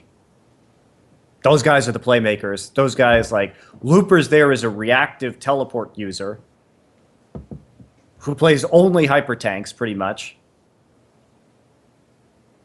No, Looper's like a summoner spell as well. He's like a really big, like, minion. He's like Tibbers that lasts like in the whole game, and you can summon him to your lane when you need some help. I mean, he's really good at using teleport, to Looper's credit, but he's not the flashiest top laner ever. And not to mention that when we talk about Pawn, like, he's one of the last Korean players that will play Zillion in the mid lane. Like, he plays utility when the utility is needed. Okay, Drexxin, get in here. What do you think of Froggen? I think strictly from a skill standpoint, I'd put him about probably 4th at Worlds as well. And I do think that he is probably the only player in the West that can put up a good showing lane for lane against a Korean. I do think that if LoL Esports is going by narrative and importance to the teams and just general history of the player, then I can almost see them making a case for him being that high, just because what he was capable of doing back in, on CLGAU with that team, and we see where most of that team is now. Like, the fact that he was capable of, getting to an OGN championship with that team then, and then he's still the best player in the West then, which I think is mostly unheard of for Westerners to maintain a skill level for 2 seasons, because generally that just usually means retirement or coaching or something. So just from a narrative perspective, he's definitely up there. He's definitely very important for his team. Like, I mean, essentially Alliance as a thing wouldn't conceptually exist without Froggen, who wanted to build a team from the ground up and lead it that could win Worlds, essentially. So I guess that does have to be considered first placement on the list. And the fact that he is as good as he is while shot calling makes it a lot more impressive than players like Bjergsen, certainly. Because, I mean, if he does captain for the team, if he is the leader for the team, and people see them as this leader figure, end all be all, shot calls, whatever, then, yeah. I personally would put him at about 10. But given the history of the player and given his accomplishments with the hand he's had dealt, yeah, he's definitely like a legend along mid lanes in terms of like history from the start of his competitive career. Just strictly speaking skill right now, I'd probably put him at like 10 or 11. The thing with Froggen is I've kind of made this case before, but I'll break it down a little bit differently if I can. So I've made the case before that with Froggen. Okay, let me give an analogy to Bjergsen and Rekkles, because they're the other big names from the West. The reason why I have confidence that Froggen can be the Western guy who can compete with the best of all the Asian players is because if Froggen starts losing, he knows how to play from behind in like a way that you can still win the game.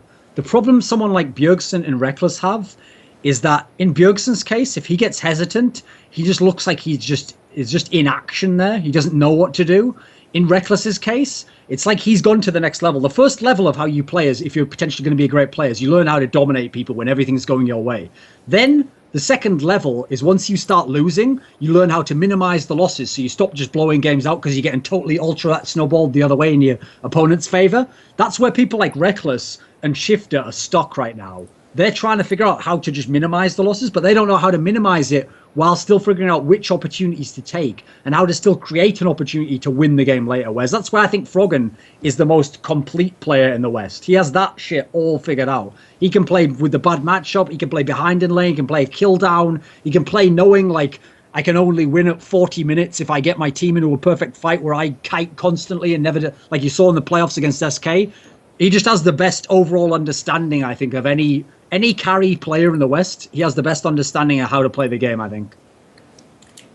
Yeah, I agree. Yeah, he's definitely the most flexible, and he also is very, very mistaken for being passive, I feel. I just feel like his risks are very calculated. Well, it's like I say there, he knows how to minimize when he has the disadvantage, but he doesn't do it to the extent that he just turtles 100% and then you have to gift him an up. That's the problem Shifter has. Shifter will play the ultra passive style, but at that point you almost have to run out into charm distance and be like too far from the tower for him to get the kill. Otherwise he's never going to go and make a situation to get the kill. Okay, he's overly passive in that sense. Whereas I think there's like a distinction to be made there, in the same way as I made the distinction between Uzi super hyper aggression and Imp like ballsy aggression. There's a difference between taking risks and being fucking headless chicken just doing crazy stuff, you know. There's a big difference between the two. Even if occasionally they look the same, there is a difference. Okay, let's see who we got now. Okay, Uzi, speak of the man, and he may appear at Worlds. Apparently he is going to Worlds. So that was all. Yeah, he's going to Worlds. Yes.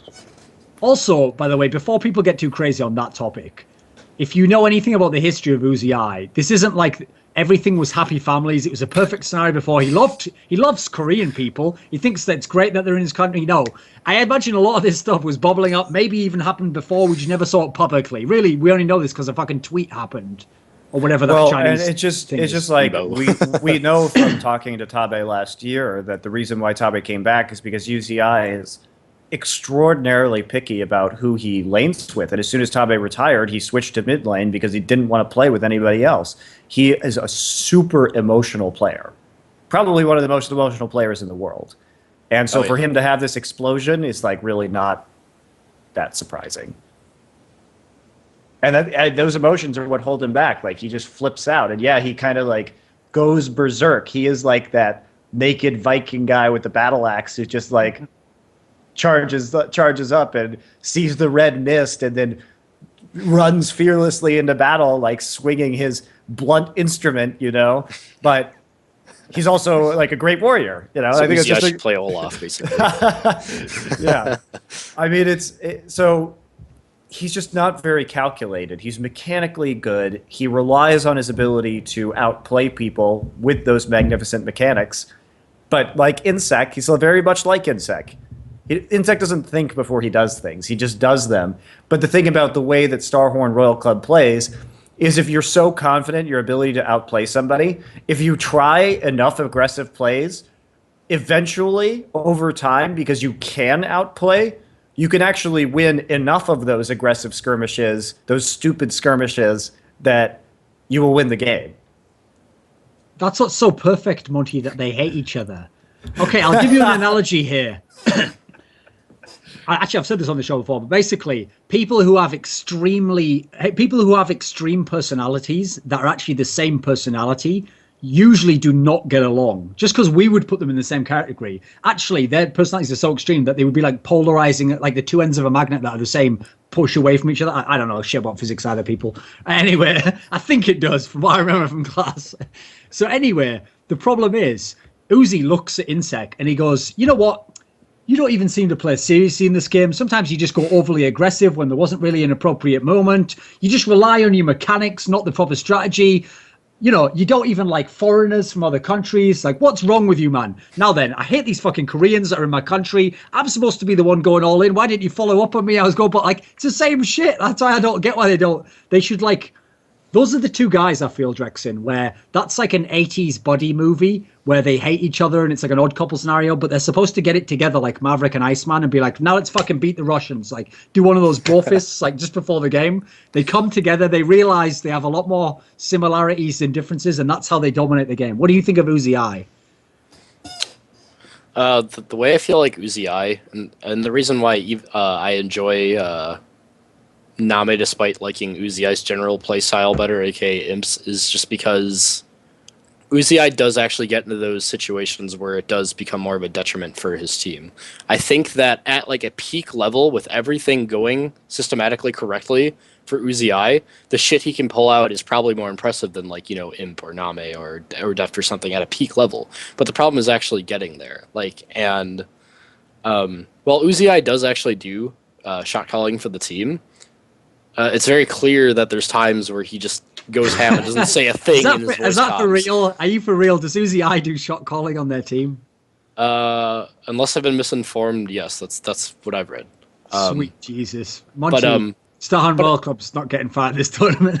And the interesting thing you say about Insec and XiaoWeiXiao is actually Insec does put a heavy focus in the bot lane to snowball XiaoWeiXiao, but the coaches are actually trying to distribute the wealth a little more and actually focus Insec on other parts of the map. So it'll be a little bit interesting to see where XiaoWeiXiao will be, because now he's going to be put into that more self-sufficient role that that I feel like he hasn't really been in so much, because he is paired with the best support in China right now. And Starhorn is very good at following up at these very early aggressive like plays that convert into an early dragon or like an early bottom tower or something. So I don't seriously think that I don't think that the whole drama that happened will like make him just like shit the bed at Worlds or anything. But I do think it'll be a little bit different than the pentakill highlights and shit we're used to seeing, because the coach is trying to focus them on distributing the way they play the game a little bit differently. Here's my potentially amusing analogy for XiaoWeiXiao. XiaoWeiXiao is the player Doublelift could have become in different circumstances. Here's why. Doublelift's problem, if you've ever watched a lot of his interviews, every time CLG does badly, Doublelift always says, like, you know what? Next season, I'm going to get back my old mentality. I remember when I used to live and breathe LoL, all I wanted to be was the best. That's all I cared about. I want to be the best. But, you know, since then, like, like my teammates were as good, or like I wasn't as focused on practice, because in China, from all these things we always hear about how they don't have a lot of money, and basically trying to be the best, a bit like in Korea, is basically your only focus. XiaoWeiXiao seems to just build his whole personality off like, I'm the best, I can be the best. If we're not the best, and you know, you didn't do something that could have helped us be the best, like, you can't do that. Like, I'm not going to accept that. If Doublelift was more of an asshole, yeah, I'm the first person to ever say it. If Doublelift was more of an asshole and more self-centered, he could be like XiaoWeiXiao. If you listen to me, Doublelift, it's not too late. Just stop believing in your teammates. Get in that server and, like, basically, here's the thing. Doublelift's problem was he bet Obi-Wan Monte, and Monte taught him the way of the Force. He taught him to trust in himself and his teammates, and that, you know, from the smallest acorns, mighty trees could grow. I don't even fucking know any of these sayings I'm talking about. Anyway, Monte taught him to, you know, harness his powers like a Jedi. But actually, you need to become like XiaoWeiXiao, like a Sith. You have to just believe in your own power and aggression and the might of the self to destroy others. And once you believe in that anger, once you let the anger flow, Doublelift, then you too could be at Worlds like XiaoWeiXiao. It's not too late. It's not too late. If we're continuing with the Star Wars analogy, if I'm Obi-Wan, then now that I'm gone, he will turn into Darth Vader, right?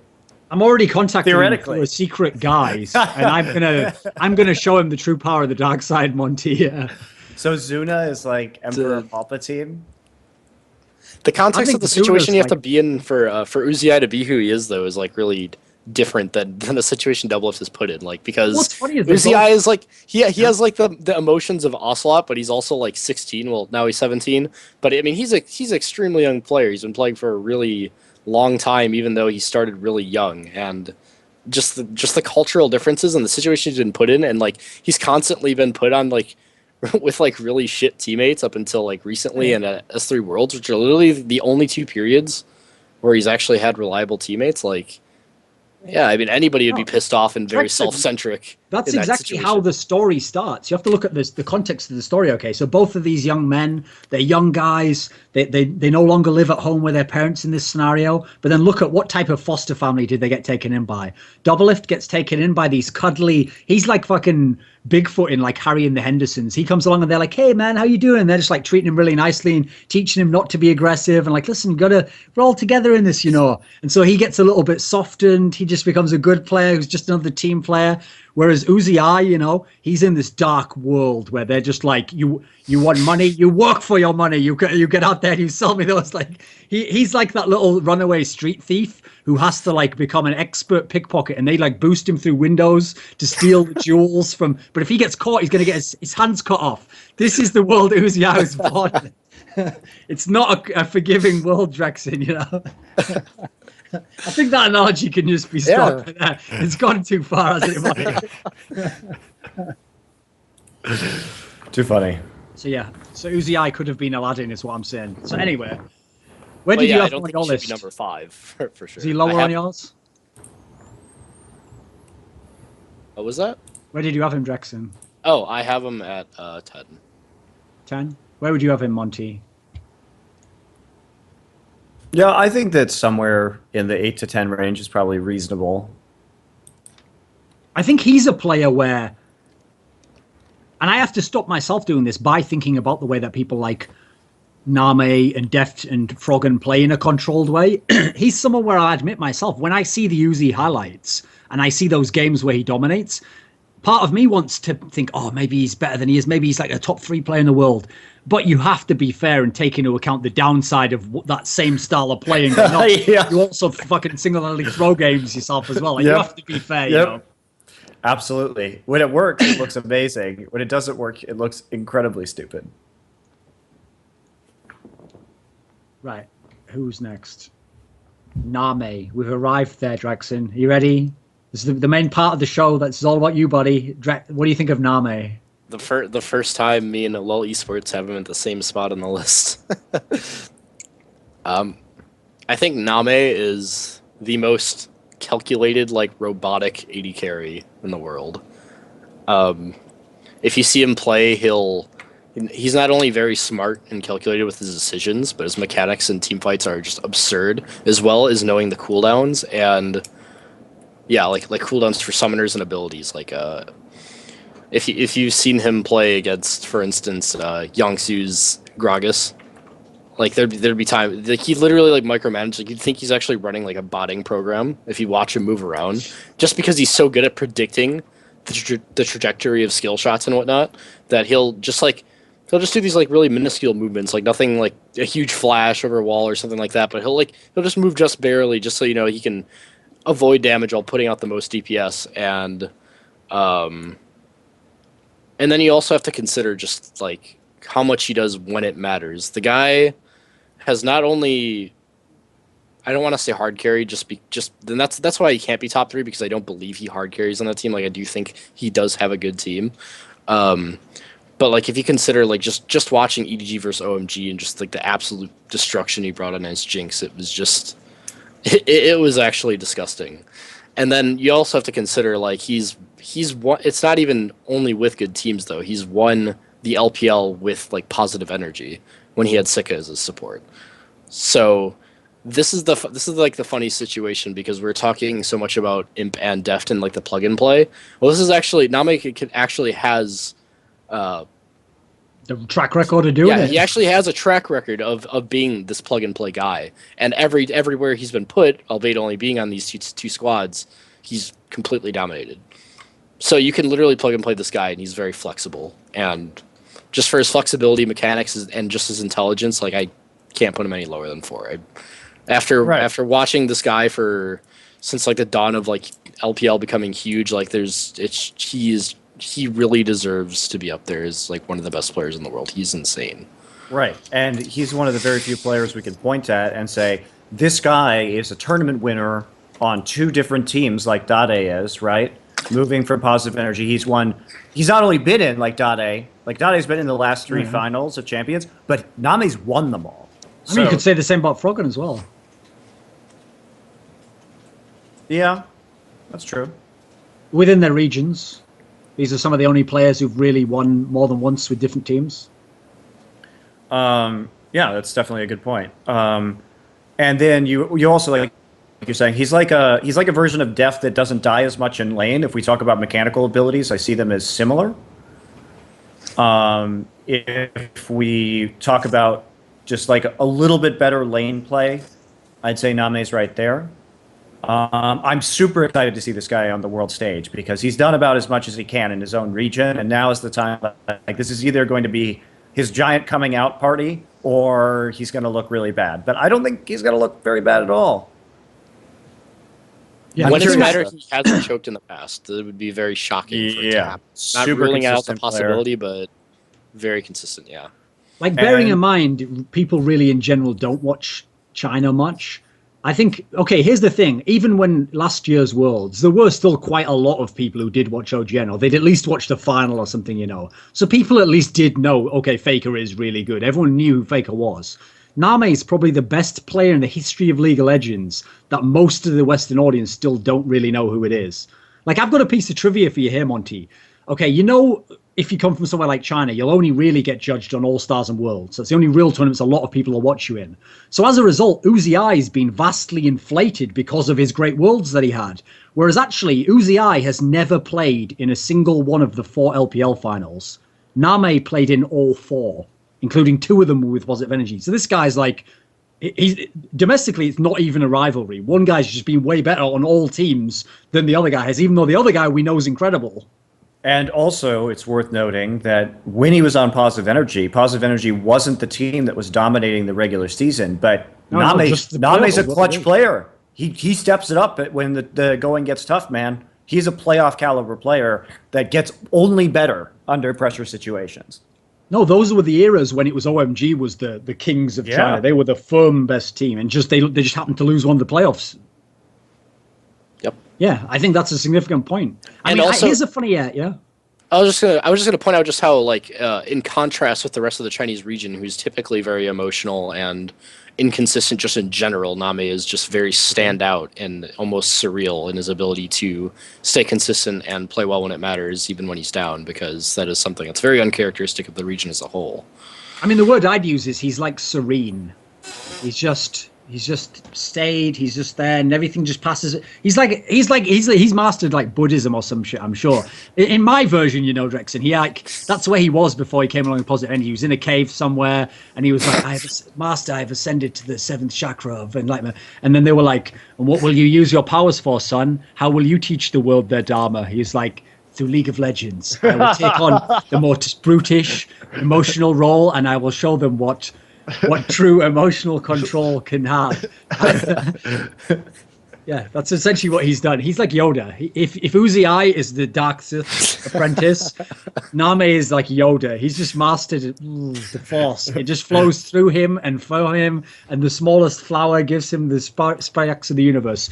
Anyway, so here's the thing I'd say about NaMei, though. I actually saw Loco Doco just did a vlog the other day that I was watching where he talks about his thoughts on the Samsung players, and he's very complimentary about Deft. And one of the things he says about Deft is he says like Deft has impossibly good skill shot landing. Like if you watch him in a team fight, it's just like it doesn't make sense how he can predict exact. Okay, here's the point he made. He says that he thinks Deft doesn't even predict them. He thinks Deft is just that insane at reactions that he just literally reacts like I dodged that one just because I saw it as I saw it coming, and then I hit that guy just because I can see he's going to move there. It's not that I'm just knowing he is from the path of how he moves or anything.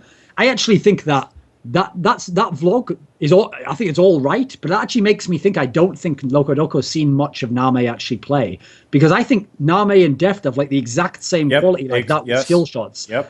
NaMei's fucking Cogmore ultimates and Defts are like, you would think it was a targeted spell. It's fucking unreal, isn't it? Like, have you ever tried playing that champion? It's such, unless they move in a straight line, it's pretty hard to actually get it to land. They can be like max distance and land over and over and over. It's like, it looks like cheating when you watch it. No other, even when Cogmore was popular in Korea, no one else was doing it like to level they're doing it. Like, people, that's the skill to watch. Just watch late game when they play those champions.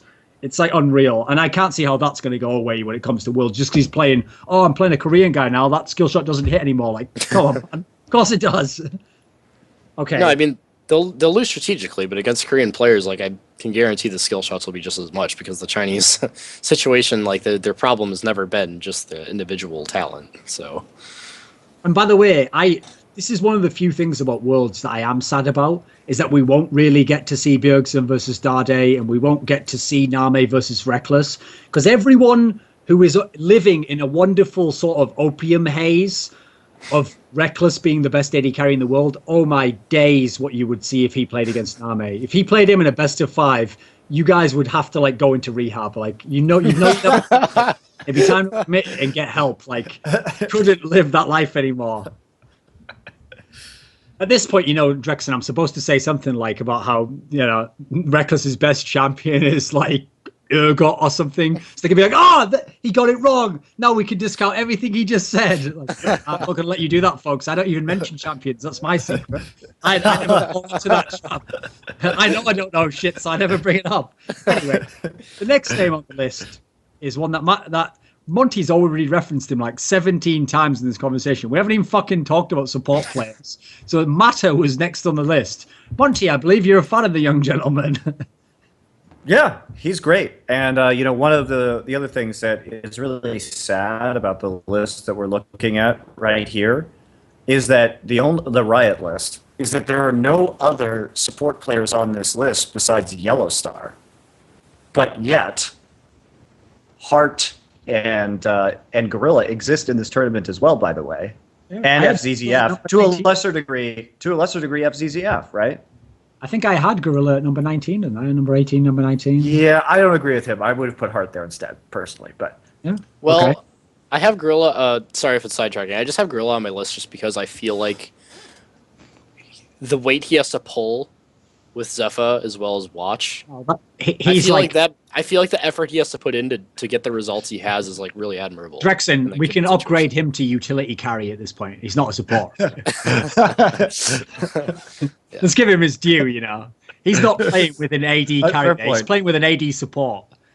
He's the utility carry. Okay. But Heart has better vision control. Heart is probably only second to Mata in terms of his ability to control the map environment. So, yeah, I just think that, like, yeah. So there's like a shallowness of the support position that I see in this list. And, you know, it's because Mata is a spectacular playmaking support, whereas Heart is generally not as much. Because of the role he plays within Samsung Blue and because of the way they like to play the game.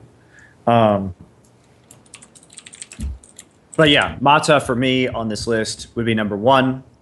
Dade would be number 2, but I can see you putting Dade number 1 and Mata number 2. Obviously, like Dade's, you know, he's been more consistent this year than Mata has. Mata can go on tilt and kind of like mess up at times, but it's just for me that shot calling is pretty important, and his role on the team and the fact that he is undisputedly like pretty much the number 1 best player in his position in the world puts him up at number 1. In a world where Faker can't be as effective, I think you could even have the debate if he's the best player in the world, period. It's a legit debate at this point, whereas it was never over the last 9 months, you know. It was always, no, Faker is the best. No, I think you could now have that debate. Yeah, but I do as well, but I think you could have the debate now. Whereas before it was almost wasted time to have it, you know. Here's the thing, though, Monty. You kind of touched on it there. Even though I'm a huge fan of his, Mata's, you do have to also always consider the downsides that people have. And here's a downside, okay. If I say it like this, it sounds amazing. Mata has placed top 3 in every season of Champions. 5 in a row. That's amazing, right? He's only won 1 of them. So that means he's always in position to win. He always has the team that potentially could win. Usually doesn't win. That's the thing about White that doesn't make sense. Even though I know Blue beats them every time, if they play now and you were like, would you care to place a bet, sir? The odds are 50-50. I'd be like, $1,000 on White, please. And then you'd take my $1,000 again. You're like, would you like to go again? 2,000 on White. And I'd be fucking bankrupt money. I'd have no money because it doesn't I still don't understand how they're losing these games. To me, they're so good to play that they should win. Yeah, they get cocky, and nobody, like, it's like this last season. Nobody thought Blue would be going to the finals against the KT Arrows. Like, everybody thought White was going to go.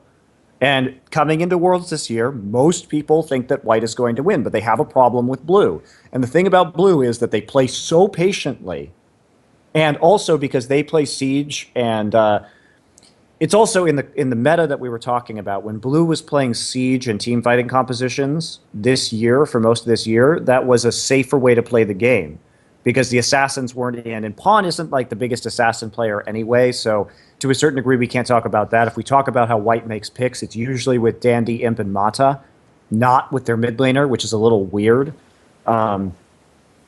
So maybe that won't come into play as much in terms of the mid lane meta shifting into more Ahri and Zed play and all of this other stuff.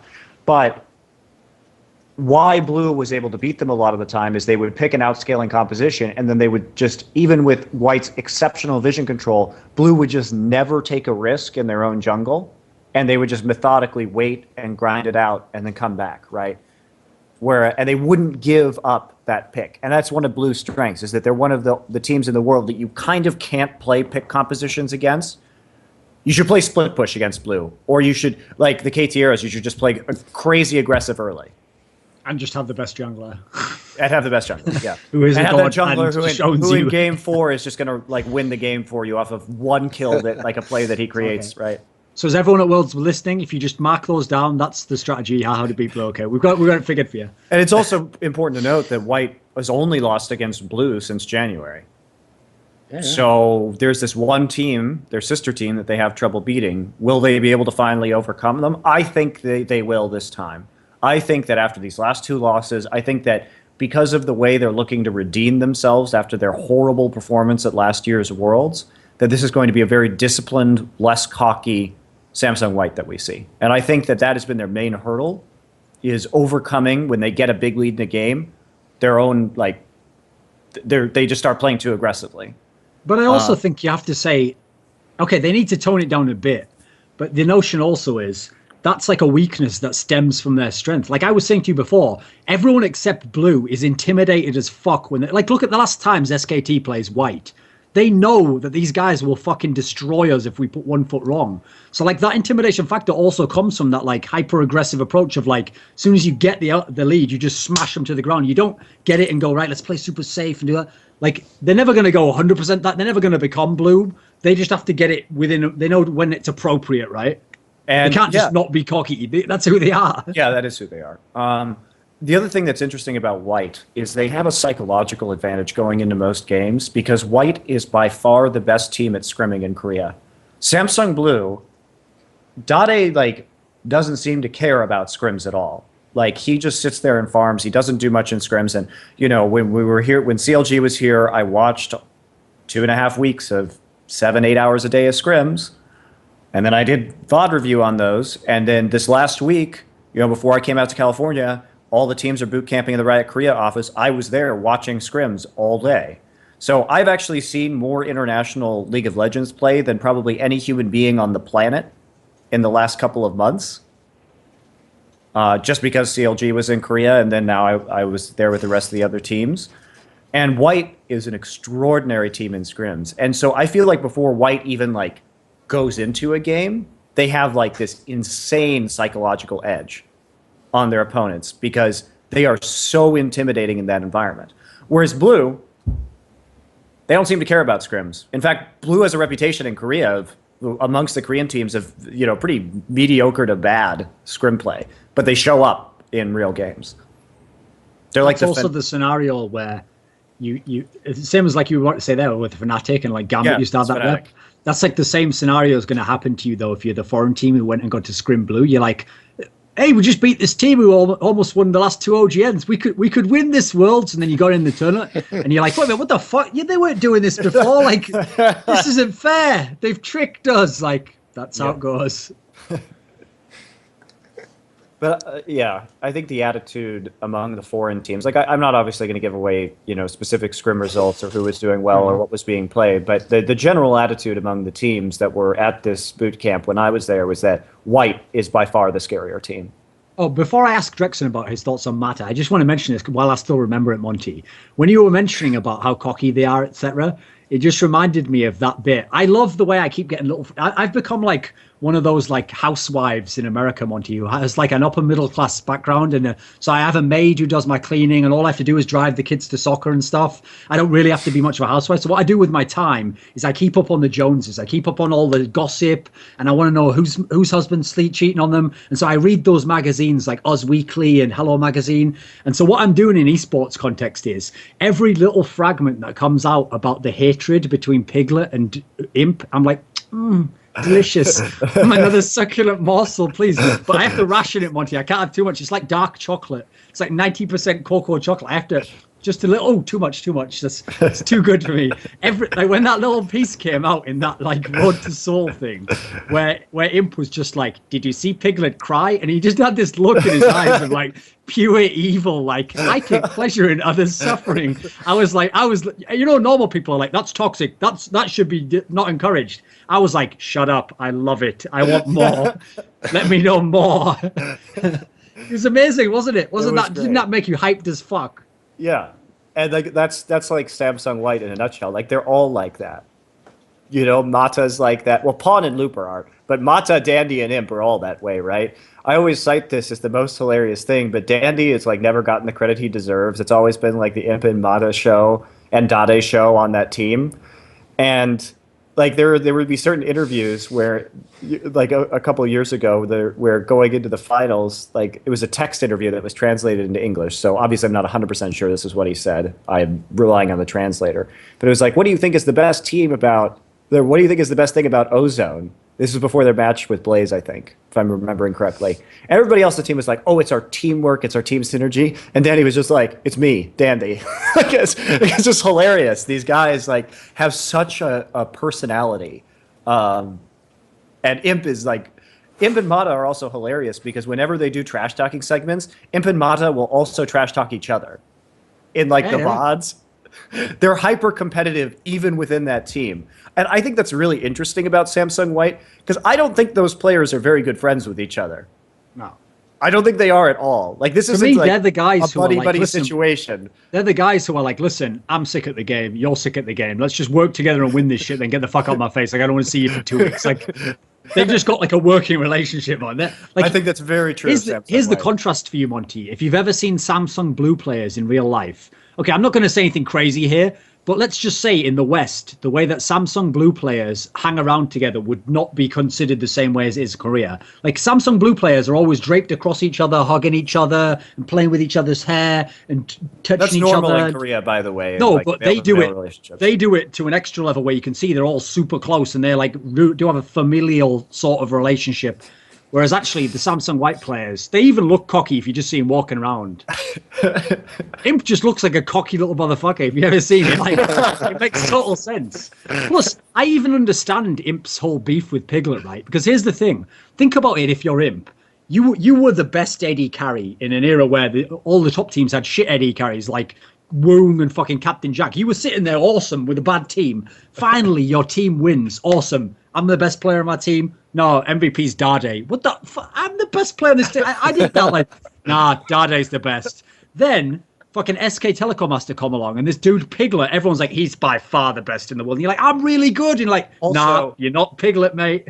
Also, they have the same style, and they had the same champion pool where they were just both playing Dude, Caitlyn Vayne at the people same were time. like, I think Piglet's the best Caitlyn. And Imp was like, are you shitting me? You can have Vayne, but I'm Caitlyn. Like, I am that champion. Like, I can totally see why the second he got on top and White started winning, he was like, right, Piglet, yeah, it's on now, motherfucker. It's my turn now. It's just so funny because, like, they are, like, their styles are so similar to each other. And, like, even this year, like, it was like the Twitch battle. Who is going to get Twitch between them? They're so similar. Yeah. Okay, so what do you after that massive delay? What do you think of Mata Drexxin? He's number one on my list. He is, as someone that does casually play AD carry, he just looks like the perfect support for every given situation. I mean, he has good vision control. He has good ward locations. Obviously, he's a shot caller for a team that's amazingly successful against everyone, except for Blue, really. And I do think that White has a chance to beat Blue in the semifinals, should that happen, just because they have so much riding on them. Like, just from the embarrassment of last year and the fact that they're going to be playing that on home turf, you know? So I think with a bit of discipline. I mean, because like it's really hard not to have an ego when 4 of your 5 players are in dispute for top in their region, which is in the role. I think Acorn's the only one that stands out that might not qualify for that. Everyone else, there's like an argument you could make for them being the best in their role. So, so I think it's to even keep those egos under control and play as a team is pretty impressive, I feel. if we think about imp in the matter in the context of imp, okay, mostly when you have a player who's a hyper aggressive AD carry who wants to fight and trade all the time, the way that you make the bot lane work is you get a really smart support player, an Afromu, well, maybe not YellOwStaR, Zero, these sorts of players. And what you do is you tell them, like, keep that guy under control, like, let him out occasionally, but keep him, you know, we can't let him go crazy. Imp is sort of like, so usually that sort of support player is like the angel on your shoulder, like, now, Uzi, you know you shouldn't do that, should you? No, I know I shouldn't. I'll stay in the lane now. Whereas in Imp is like, I should just, I think I could beat him now. I should just fucking go all in on this guy. And Matt's like, we should go in on all these motherfuckers. And then they just both go in like, what? Like, you're supposed to be holding him back. And like, yeah, but we're, you know what I mean? Like, that's the sort of ridiculous relationship they have. That's why it is like an AD carry's dream. If you're the aggressive AD carry who wants to go in, that's like the guy you want following you. The play I can never get over of Matt, it's like ingrained in my brain, is I can never not see, Monty, that play in the Masters final when Mata was playing Morgana and he almost landed the 5-man Morgana stun. He almost landed that shit. No, I don't think anyone in competitive players ever landed that, ever. He almost did. In fact, the fact that he almost landed it is what made them win that fight, because they had to literally focus, 5 people had to focus the support player and kill him as fast as possible, because he was like, any second now. And if you ever watched that team fight, which was an awesome team fight, that was like the difference maker. Yeah. Yeah, there's no other support that can put that amount of pressure into a game with what resources he has, I don't feel. So. No, the guy's a god. Yep, he's pretty much a god. It's so hard to describe him because it's just like, I just would have this long list of things he does correctly. It's like, do you think he has any flaws? Does he have any weaknesses, Drexxin? I mean, I think there's some games where he doesn't play perfect, but that's like the most I can say about him. I mean, especially because as someone who like watches, especially as someone who watches like a lot of Chinese league, like, you know, Zero's really good with Uzi, but there's never a situation. It's not the same situation as with like Imp, where Imp could like start the initiation and Mata knows exactly what to do to make it work out, even if it's like a little questionable, you know. So, I've also never seen a support player that was both that aggressive and that good. Like that always used to be the thing that used to make Edward so unique, was that he was like really skilled, but he was like so aggressive, it was insane. Like I remember once I asked, this reminds me, if you remember the trash talk where Piglet and Imp were trash talking, and then Piglet says like, besides, it's not even Imp I'm worried about, it's Mata. And then Mata's like, yeah, I'm the one you should be worried about. That's like what it used to be like with Edward and Genja. I remember asking Doublelift, who by the way has a massive axe grind against Genja and thinks he's shit and like hates him. I once said to him like, oh, well, you played him a few times, so how did it go? And you could tell because Doublelift lost the games. He tried to deflect it like, well, I mean, I don't even remember Genji doing anything. I remember just being in lane and suddenly this support just like flashed on me, put the ignite on me, started hitting me. And I was like, what the fuck? This doesn't happen. Like, and that's how I think of like Edward. The difference is Matters like that, but he's also like the perfect player. Yeah. He's flexible. I mean, he doesn't have to be aggressive. He can be passive too. He's like the epitome of what you want to support for a team. So. Okay, so on this list, number 2, I mean, I'm going to go ahead and guess, Monty, even though today it isn't out, that they put Cool number 2 and Dade number 1. So let's talk about Cool now. It must be. What about Cool, Drexxin? Not top 3. Fan of this guy. I don't think he deserves to be top 3, but he does deserve a higher ranking. Let me ask you this question. Let me rephrase it for you, Drexxin. Cool at his peak. Cool isn't right now at the same as his peak form, right? Is he the same player from last year?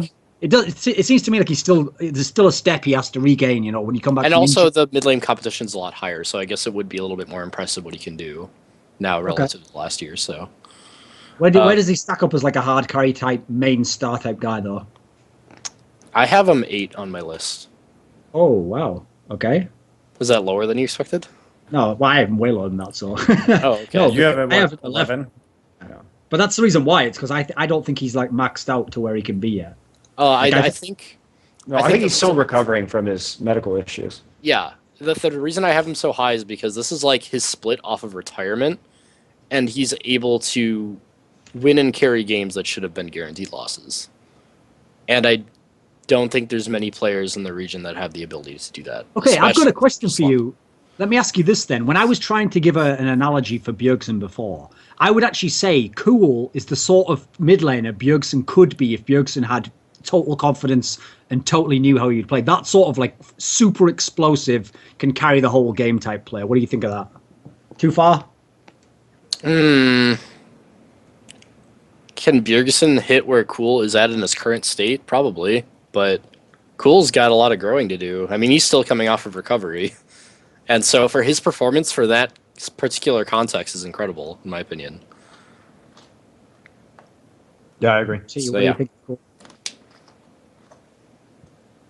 I would put him about 8. I think Drexxin has him in the right place. Yeah, top 10, but 2 is vastly too high. 2 is way too I high. can't even imagine a reason why you put him above Mata. No, because I mean he's done some very impressive stuff, but you can't make an argument for him being like a top 3 player in the world when you look at who's going to Worlds. It's just no. So this was an area people had a lot of contention with the Froskuren episode, because she bigged up Cool as like he's going to be an all-time top 10 player or something, and he's like an amazing player, which clearly when he's in his peak form he is. I actually think that's one where in the West, the difference is in the West, because people saw Uzi go to the finals, they know, and they saw him destroy Fnatic, etc. They can accept, okay, Uzi is super really good and he is a mega and amazing Chinese player. I don't think Cool gets the credit in the West of what he is actually capable. I don't think people know in the West because they just saw him go to the round of 8 He played and lose. really well last year. I think it's hard for him to get the credit that someone like Uzi would have, just because his team, despite having a large skill cap, chokes a lot, especially in best of series. So if he can't get a high enough placement, then obviously that discredits him a little bit. But Well, also, I mean, it's like the solo laners and the jungler are constantly fighting against, like, well, it depends on where, like, LoveLing. Ever since they dropped Cloud. Wait there a sec, you like lagged out for a second. Try talking now. Okay. Oh, I was just gonna say. Oh, you're back. Just say it again then. Oh yeah, with LoveLing, like when he plays jungle, he has this big opportunity to do things, and like that helps support his solo laners. And when he plays support, like yeah, he kind of mitigates Sun, but then Big Pomelo was terrible. So he's never had. There's always some like weight dragging OMG down, and so Cool is dealing with that same issue. Where we talk about, like, we have Gogoing, we have LoveLing, we have 3 of these players on the top 20, right? We have more players on the top 20 than EDG players, right? But yeah, they only have 1. But we think EDG is the better team. Like, yep. So that's the potential skill of this OMG roster that is being, and that's how hard they're being dragged down by some other players on the same team. yeah, they severely need like something to change in the bot lane, and like they severely need emotional coaching or therapy or something. Because, I mean, yeah, Uzi is like very emotional, but like OMG as a team is very emotional. I do think that their organization has been trying to take strides to work towards this, and I do know that there is a possibility of dade being replaced in the support role next season by Xiang, which I'm not 100% Holy moly. sure on, but that is actually a possibility. He is still on their bench as a free agent. How does Syndra support work? Hey, they've done it before, so Okay. But yeah, no, I think given the context of like what his team is like, and just the fact that he can win games that otherwise couldn't be won, then yeah, he deserves a rank 8. Yeah, not number 2. So, especially on a team, because the thing about this is you have to consider too, you know, how much these guys will. Cool's not, like, if we talk about Group B, OMG, in their current state, I don't think they make it out of groups. it's very possible that Fnatic will trump them in groups. Yeah, I am worried about it. Like I hate seeing OMG not go past group stage, but it's not like they don't. It's not like they deserve to go past either because of the problems they do have. So it's like Right. And I mean, they got past groups, but I mean, they got 2'd by Royal Club, which is considered a huge upset or whatever. But I have the added advantage here of having seen OMG scrim, so that is also counting into my opinions that I think Fnatic will win. Yeah, I mean, as long as OMG doesn't play at the same level they did against EDG in the LPL finals, I'll be like, okay, but the team's variance in skill level is just absurd. They can be ridiculously good, or they can be like straight up a bottom 5 team or something in China. It's obnoxious. To me, that's why I draw the parallel between them and Fnatic. Fnatic is like the team where you never know which one's going to turn up. If everything comes together, they look awesome, but then they have the games where they can be total crap as well. Yeah. And the same thing, they both have like these super stacked players. That way as well. Just really...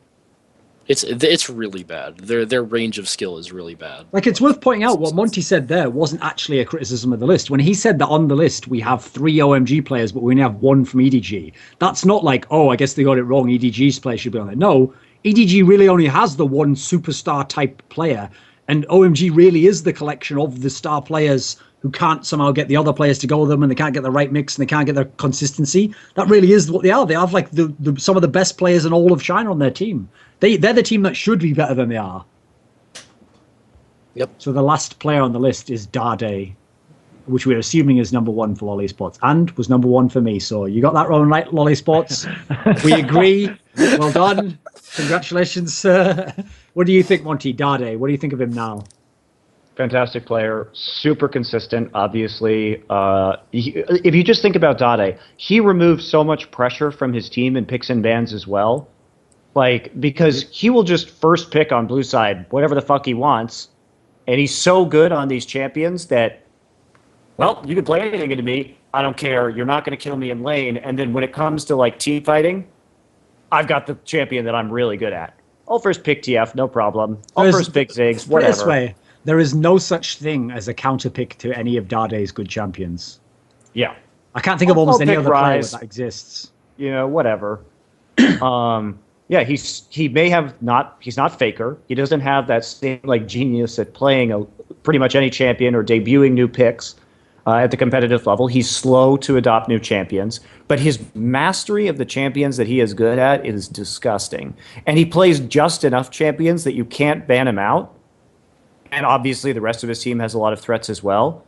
And even if you try to ban him, you're like, oh, well, you're going to first pick this. Then he'll just first pick it, and then he'll still win. And the fact that he can run Ghost on Ziggs, it's like, yeah, sure, he doesn't have kill pressure, but that means, why doesn't he die that much in lane? Why can't anybody else kill him when he's running Flash Ghost? It's because he plays he's capable of playing in lane and going even in farm, basically losing matchups and losing summoner skill matchups as well.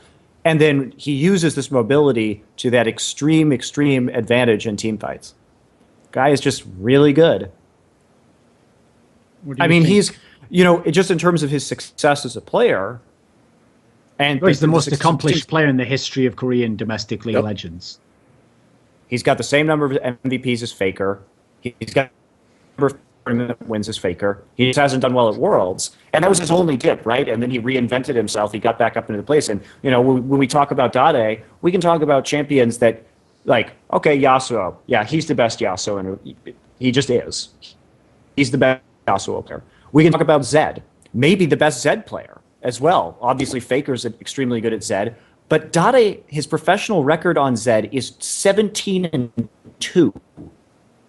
If you give Dade Zed, you have instantly a 90% chance of winning that game. Yeah, what do you say to that? And then he's got all these other dangerous picks as well. And he's versatile. He can play assassins. We've seen him play R now. He can play the AoE Rise. He can play the AoE Ziggs. He can play AD champions. He used to be a great Jace player. Hey, guess what? Pawn's been looking pretty good on Jace recently. It wouldn't surprise me at all to see Dade play Jace again at Worlds. What do you think, Drexxin? Where's Dade for you? Is he number 1? Oh, you had Matt number 1, right? I have him ranked 2 because Mata's number 1. Well, he's the best playmaking mid in the world by far, as far as just playmaking, because I don't know where I'd put him in relevance to Faker, but I think he's the only, like, usually when you have like these top 10 lists, the people on the list are very flexible, and Dade's champion pool isn't awful, but he has the privilege of being so good on his specialties that he can make number 2 without a huge, vast pool like maybe Cooler Faker has. Well, I mean, what you're saying there, let me just add the context, okay? Let me put it this way. Is this the way you're saying it, okay? Here's the thing. Dade does have a champion pool, as in he can't go outside of these certain amazing champions. Whereas if you looked at Cool, Matter, Froggen, Dandy, these guys, champion pools don't exist for them. They just play anything they want, and they have like, doesn't matter what meta it is, they will always be the best, okay? Whereas Dade, it's different, right?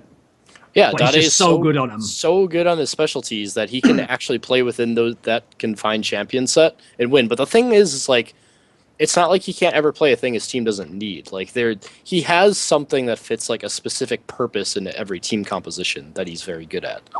And that's all he really needs. And I actually respect a player that plays like that. I mean, he plays fairly static champions that don't get changed too much through patches, I feel. So he doesn't feel... I know there's actually been a lot of criticism that he's kind of like a patch player, but I don't agree with that at all. I feel like he's flexible enough with what he can... whatever he's been legendary at any given time to play really well. And also, just the fact that he was such a letdown last year, I think we're going to see like a supercharged Dade at Worlds. Like, I feel like that motherfucker's going to come back with vengeance, and it's going to be hilarious. And it was obvious that he wasn't prepared for Worlds, and I think there were a lot of reasons to do with that. But I don't think that's ever going to happen again, because I think that he realized what happened with the tier nerfs and his champion pool nerfs, and like obviously if you're his coach as well, you're like, well, can't let this ever happen again. His champion pool's really good right now too. It's great. It's so good right now. Yeah. So good. So here's the thing as well, even though Dade got the brunt of the abuse from that, because yeah, he was the focal point, like the star mid laner who, listen, if you remember, because of the fucking group, was getting his head smashed in by fucking Expeke and Alex Ich on their assassins. Like, oh, yeah, you got a weakness, have you? We're just going in on you with like Kassadin, Lysandra, whatever. That made him look like he was the ultra fail, and he was to some degree. But one of the people who always gets overlooked in the abuse for that Worlds is Matter. Matter was so bad at vision control in that tournament, considering what a god he is normally. It was so weird. How can you not add that into what happened to other people's playing the tournament? I mean, imagine if you were used to playing with that level of vision and then suddenly you don't have it if you're the mid laner. Well, realistically, Dandy and Looper were the only two players on Ozone that performed. Yeah, I think they were the only solid ones. Yep. And then Imp was kind of half and half, and yeah, the whole team, it was a failure. So you can't just put it on Dade. Like you know, the people who are really trying to suggest that, well, look what they did last Worlds, that'll happen again. Like, that would be one of the most ridiculously outside chances of something happening. Like, actually, that would be like lightning striking twice in the same spot. Like, that sort of ridiculousness, you know. Don't bank on that. If you're banking on that, I think you've actually secretly already given up on the West. That you're hoping that happens again. Like, no. Right, let me see. Dade. Oh, let's go through a couple of names who weren't on the list, because I had a couple of mine that weren't on the main list, and also I thought there was a couple that I didn't even have on my list that I thought I'd ask you two about, because I don't know that much about. So we did Gorilla already, who I had on my list. I even said... Yeah? Heart and Acorn, I think, deserve to be on that list. Okay, let's go with Acorn first, because Acorn to me is a really questionable one. Oh, no. He's so good at lane swapping. Like I said, he's the death by a thousand cuts player. He will get these micro advantages on you, and he'll build up edges over time, and then he'll just completely outclass the other top laner. I think he's very underrated. Yeah, well, I mean, it's really easy to underrate him because he has, like I said, 4 god tier players on his team. So, I mean, in comparison, like when you're trying to keep up with those guys, like, yeah, it's really hard to appreciate him as a really good player. Like, he's still a really good top laner. It's just he's overshadowed by these pretty much legends in every other position. So, my problem with Acorn is he is the player where I feel like he's living a dream, the team that he gets to play with. Like, if you put him on almost any other... If you just put him on... Okay, put Acorn tomorrow on the Jinair Stealths as their top laner, and I think you'll magically see a massive drop-off in his impact on the game, and he'll suddenly just look like an okay to good... Hey, man, I love Trace. Don't bring Trace into this. Another of my favorites. Yeah, anyway. Let me see. Who else did he say? Heart. See, here's the thing. I'm going to call you out, Monty, right now. Because you brought up Heart when I mentioned Gorilla. So here's the... I'm going to make the Monty dilemma. Are you ready? That's right, Jack. Move over. The Monty dilemma now. So on one hand, when I asked Monty about Deft versus Imp a few episodes back, he said, yeah, but Deft hasn't even hit his peak because Deft plays with heart. If you put Deft with someone like Mata, then he could be even better. And I said, but Monty, you can't say that because Mata's the outlier. You know, he's by far the best. You have to pick another support. So Monty said, okay, maybe Hachani. Now, this is before the regional qualifier. Oh, God, Hachani was terrible. Before my boy Hachani jumped off a fucking cliff and is in the dumpster now. So, Monty, Gorilla is better than Hachani, dude. Yes. So how can you besmirch me having Gorilla when you wanted Hachani instead of Hart? How does that? I was blinded. I was blinded by my love for the arrows. Hachani, but to be fair, I've always said that Hachani is like the avatar of the KT arrows. He's either amazing or just terrible. Like Hachani like is the embodiment. He's like the mascot of the KT arrows, right? Yeah. The problem with him is he's streaky. Yeah. That's the thing I made the point myself when I mentioned Gorilla, though, is that I even though I put him on my list, I also downplayed the fact that he's not a god. I'm sick of people who are just really good on Thresh being a god. Like, no, Madlife was a god because he also was a god on Alistair, because he also was sick on Sona, because he was good on fucking everything. Yeah, he wasn't just a god for landing the hooks. Gorilla is a god on Thresh, then he's pretty good on Janna, then once you get past that, the champion pool diminishes like a motherfucker. By the way, Monty, I don't want to get into a massive digression, but that fucking very sick play that Bunny Fufu made did not immediately boost him above X Special for best support of all time and make him a god. I'm sorry. It was a good play, though. It was a very good play in a fucking relegation match for LCS that you did once on Thresh. And then in the rest of the series, again, a Thresh god leaves Thresh. Suddenly he's just a guy, you know? Don't overrate Thresh gods, people of the world. That's all I'm going to tell you. People once did that with Mixer when he won an MVP once playing Thresh, and you saw what happened to him. Let that be a warning to the Thresh gods of the world. You will be overrated. I brought Mixer into a fucking conversation on the top 20 players at Worlds. What was I thinking? So another name I had on my list, Monty, that didn't appear on the other list, Goong. Item number 17. Would Goong be on your top 20? Yeah, absolutely. Yeah, I also have Goong at 17. I think that's a fair placement for him as well. What do you think of him as a player? Small champion pool, takes a while to adapt to new picks, but he has a large enough champion pool. It appears, at least regionals, that he's able to get it through. Is he going to get? I mean, he's basically like Ori Zed right now.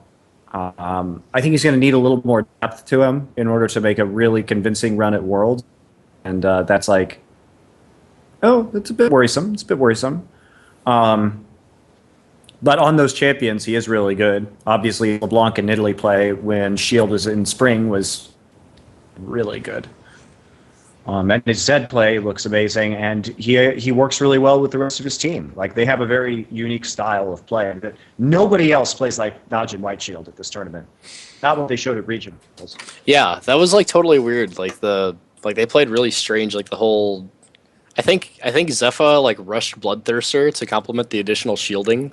Yep. Of Gorilla's Janna, and then he was like to complement the range. It was so weird, but it worked. Yeah, it was so good. Like, they're very inventive, and they have a style of play now that boosted their weakness in the early game. And I think Goong's good. Is he as good as many of the other mid laners? No, not really. He just doesn't have the depth. But Drexxin, what do you think of him? Yeah, I mean, he's really. I mean, he's no dade in terms of like the mastering of his specialties or whatever, right? But I think it's fair enough to say that he's a top 20 player attending Worlds. To me, Goong is a good example of a player where he's good, but he's actually a good example, okay, of where it's not even being a fanboy to say that Froggen is better than Goong. Like, just because Goong's Korean doesn't make him better than Froggen. Like, actually, on their merits, I think Froggen's a better mid laner overall. Just a better champion pool, more control, Probably, less likely to tilt. Even though Goong is good, there are Western players.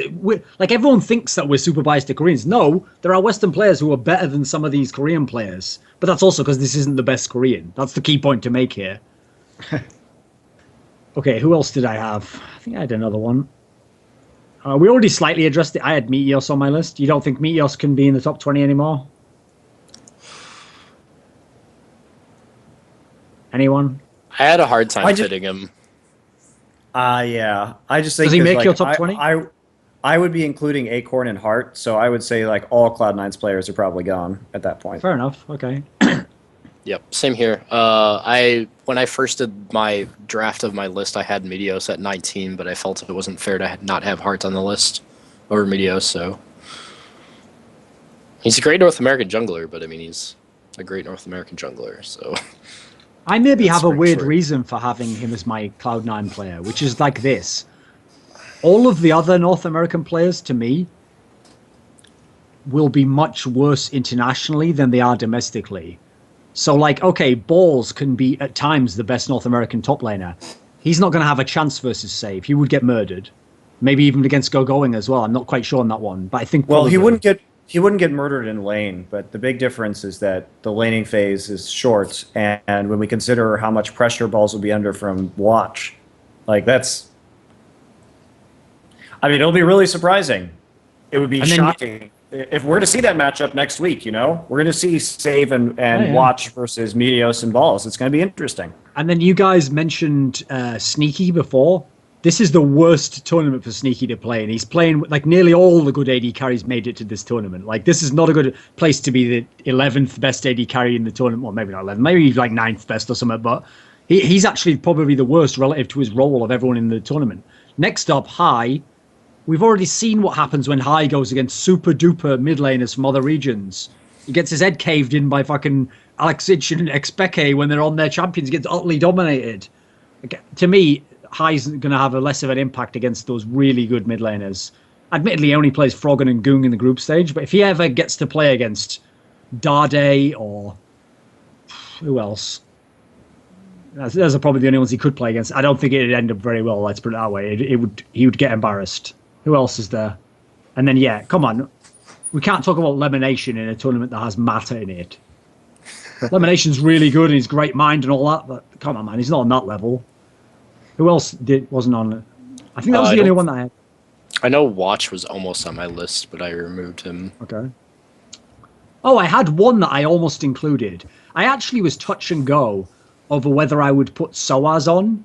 But the thing is, what made me not put him on is that his current form he's not at his peak at the moment. He hasn't been super sick. He's just been pretty good, okay. But the key thing I think that Soaz has as a unique quality of Westerners is that with the thing we always harp on, there is no top lane in the world who has a champion pool like Soaz. So he actually has that surprise factor that he can have against anyone he plays in this tournament. And there's not that many good top laners there anyway. I think Soaz is like a good tip to be like a dark horse Western player that'll do well in this tournament out of all the players going, you know. Because just look at who he's got as position, their experience playing him, because that's the problem. Soaz is one of the weird Western players, a bit like Froggen, I think, where you have to actually have played him to know how to play him. Like, the first time you play him, you've never played a player like that. Just too unique in the way they approach the game. What do you think, Monty, Soaz? I think that Fnatic always has the surprise factor, and I think Soaz is probably sitting just outside the top 20 right now. I'm not going to say he has the best season that he's ever had in the LCS. So he could show up, though. I mean, Fnatic does tend to show up for these kind of big events, and I do think that Fnatic's going to make it out of their group. So I've got a question now. I'm going to name two names for you at once from Southeast Asia. And if you're a hipster, these are the picks you're supposed to be like, see, I've got them at number 17 and number 18. You know, that's the hipster picks. And they are Winds and Westdoor. Would either of these guys get on your top 20 list? Is Drexxin now going to tell me? I used to watch him on Challenger back in 2013. I used to be a big fan, actually. I always knew he'd go far. You're like, did anyone have him on the list? Either of them? No. I mean, I can't deny that they're good players, but top 20 is a different story. Like, they're not just some toys-type dude from their region who really will turn out to be a monster. Yeah, I mean, maybe their threshold is just because of the region, unfortunately, and who they have to practice against, but they don't break top 20. When I look at the rest of the players on the top 20 list, I'm like, are they better than these players? The answer is always no. So, Wins is like a mid-tier challenger player in Korea. Like, he's good, but he's not as good as most of the top Korean junglers. Okay. Right. Let me see. Was there anyone else that you think was even in contention for this list? Is there another name we haven't talked about?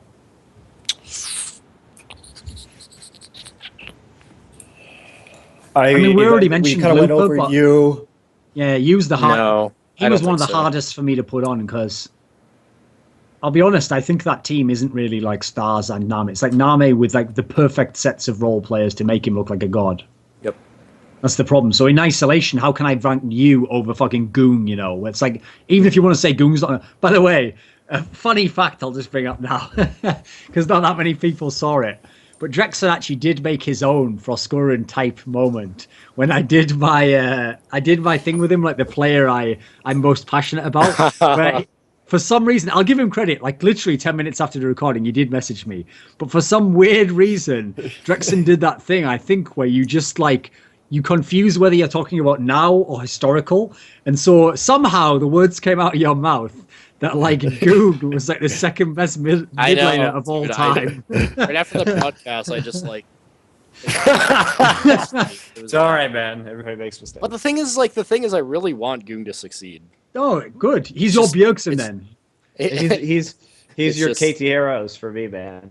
It was bad. I don't even know what the fuck I was talking about. The best part is, I think it was literally like a week later that Shield went into that group stage where they just like shit the bed in every single game, and I was like, dude, you know I don't get these out for like a month. This isn't going to be free. Like, all right, are we done here? Can we? I want to change the conversation to what's going on with Svenskeren right now and the really dumb shit that he's doing.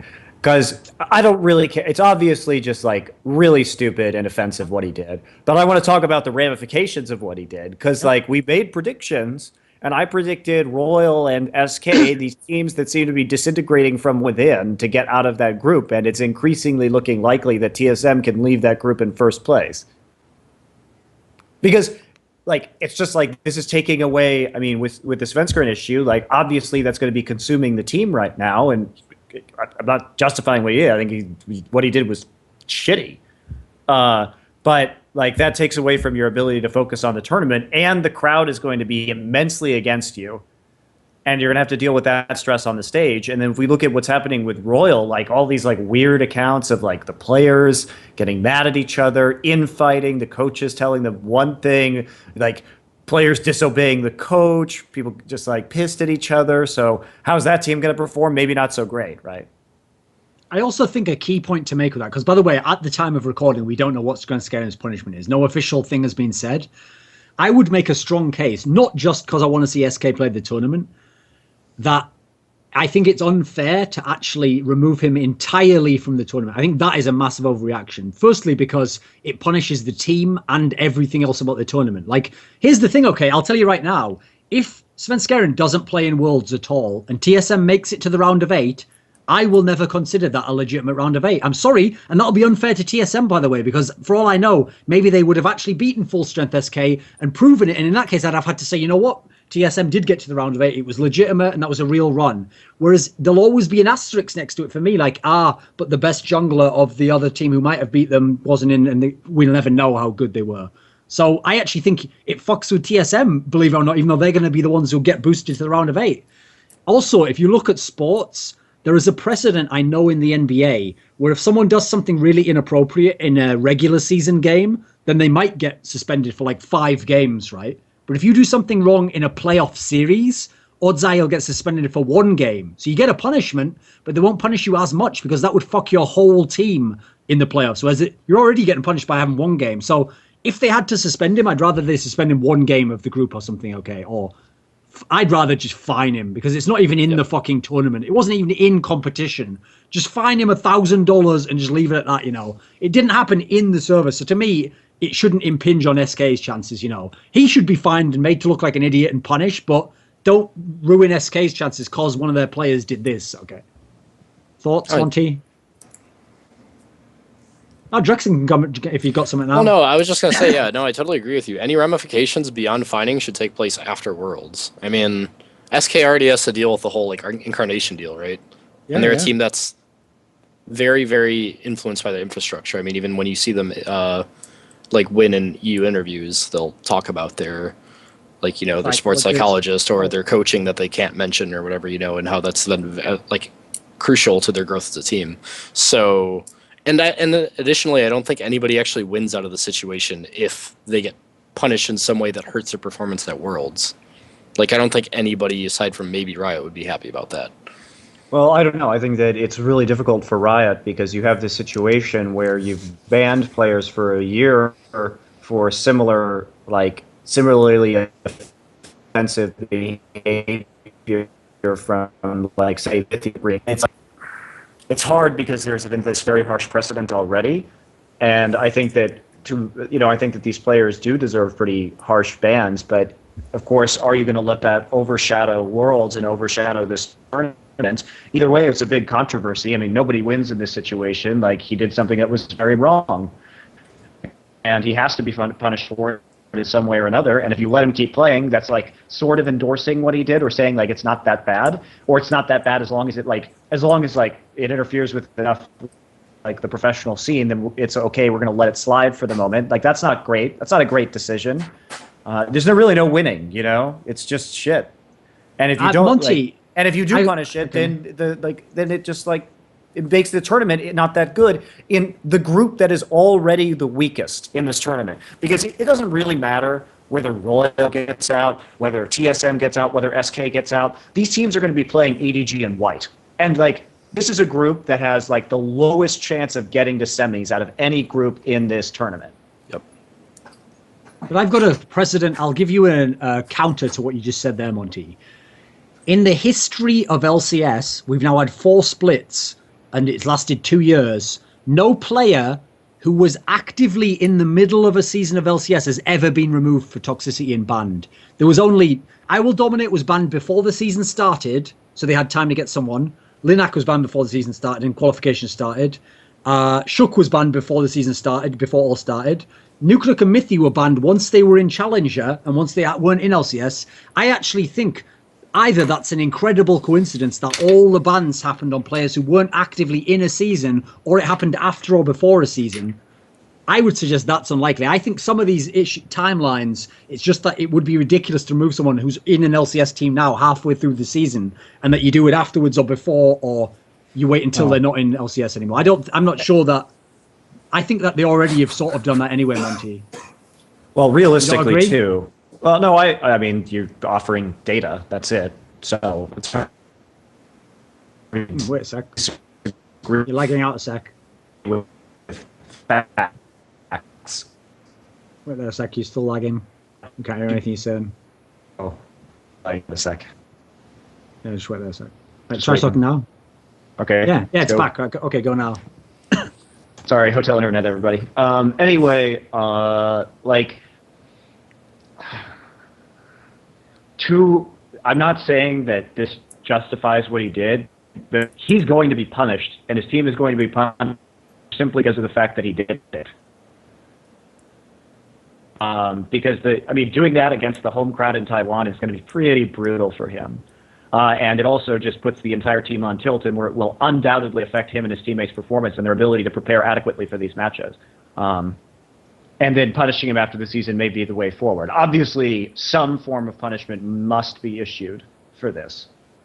It also doesn't help that he's fucking playing in a group with TPA, and that SK is likely to beat TPA. That really doesn't help things, guys. Couldn't you have done this in Group D or something? You know, like, come on, guys. That's like, that's like a bad WWE setup. Like, in this hometown, you're all rednecks. Like, you know, like you can only do that if you're the heel, Svenskeren. It doesn't work otherwise.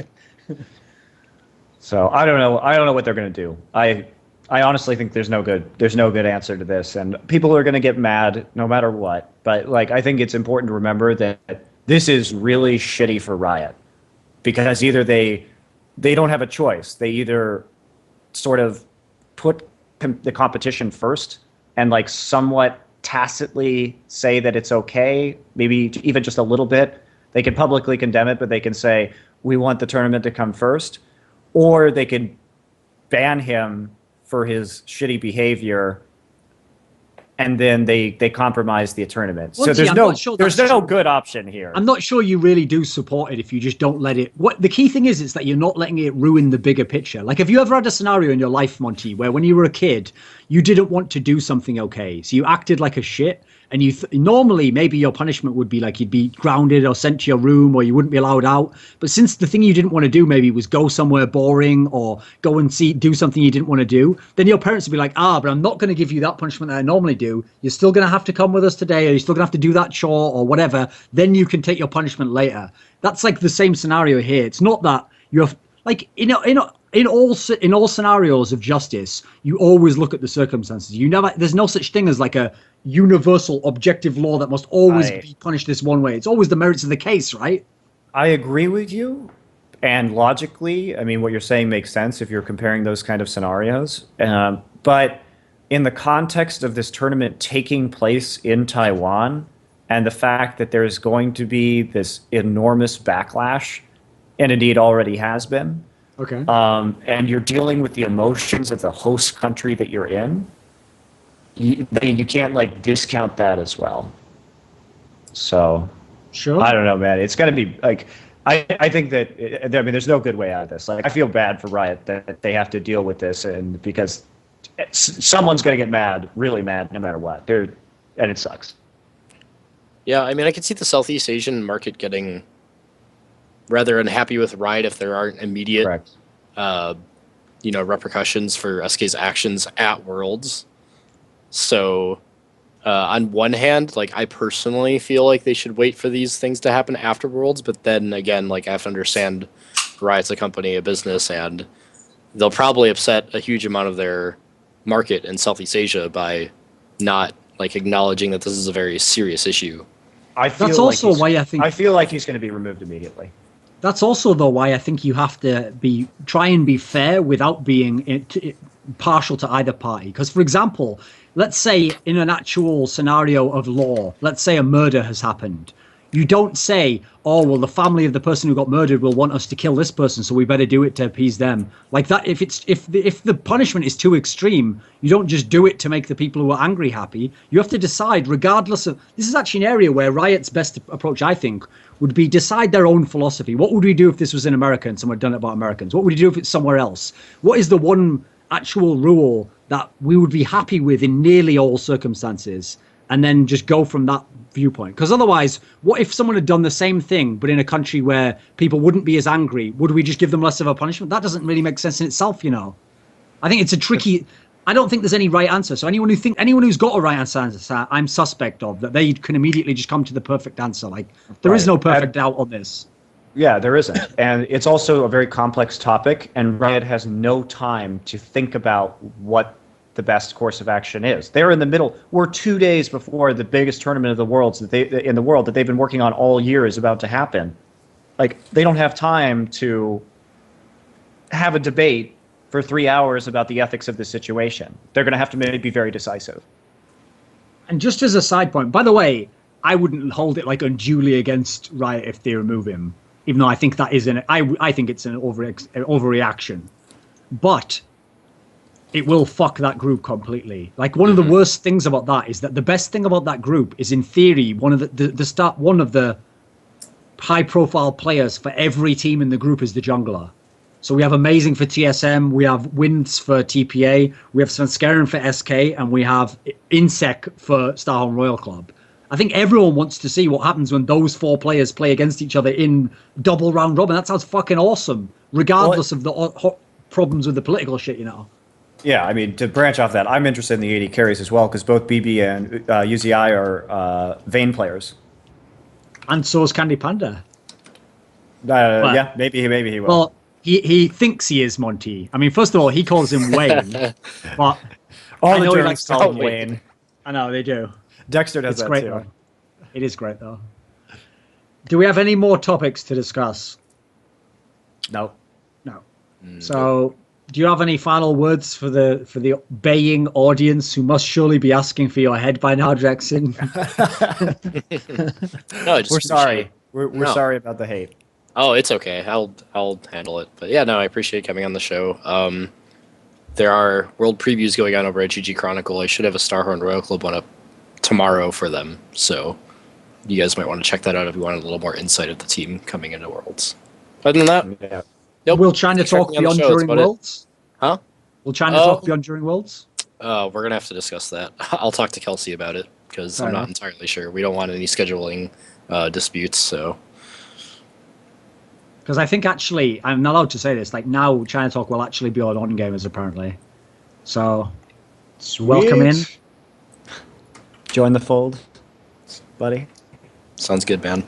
No, I think this is a good episode. Like that's actually part of the reason why I wanted Drexxin on, because if we were going to discuss this list, it has to be people who followed League for a long time and know all the regions to some degree. Well, and me.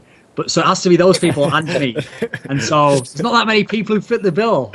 Or are actually socially acceptable by the crowd and not girls. So, on that note, let's just end it and sign off right there. And then we'll see you all possibly next week. I don't know what the dates are. I haven't thought it through. Maybe.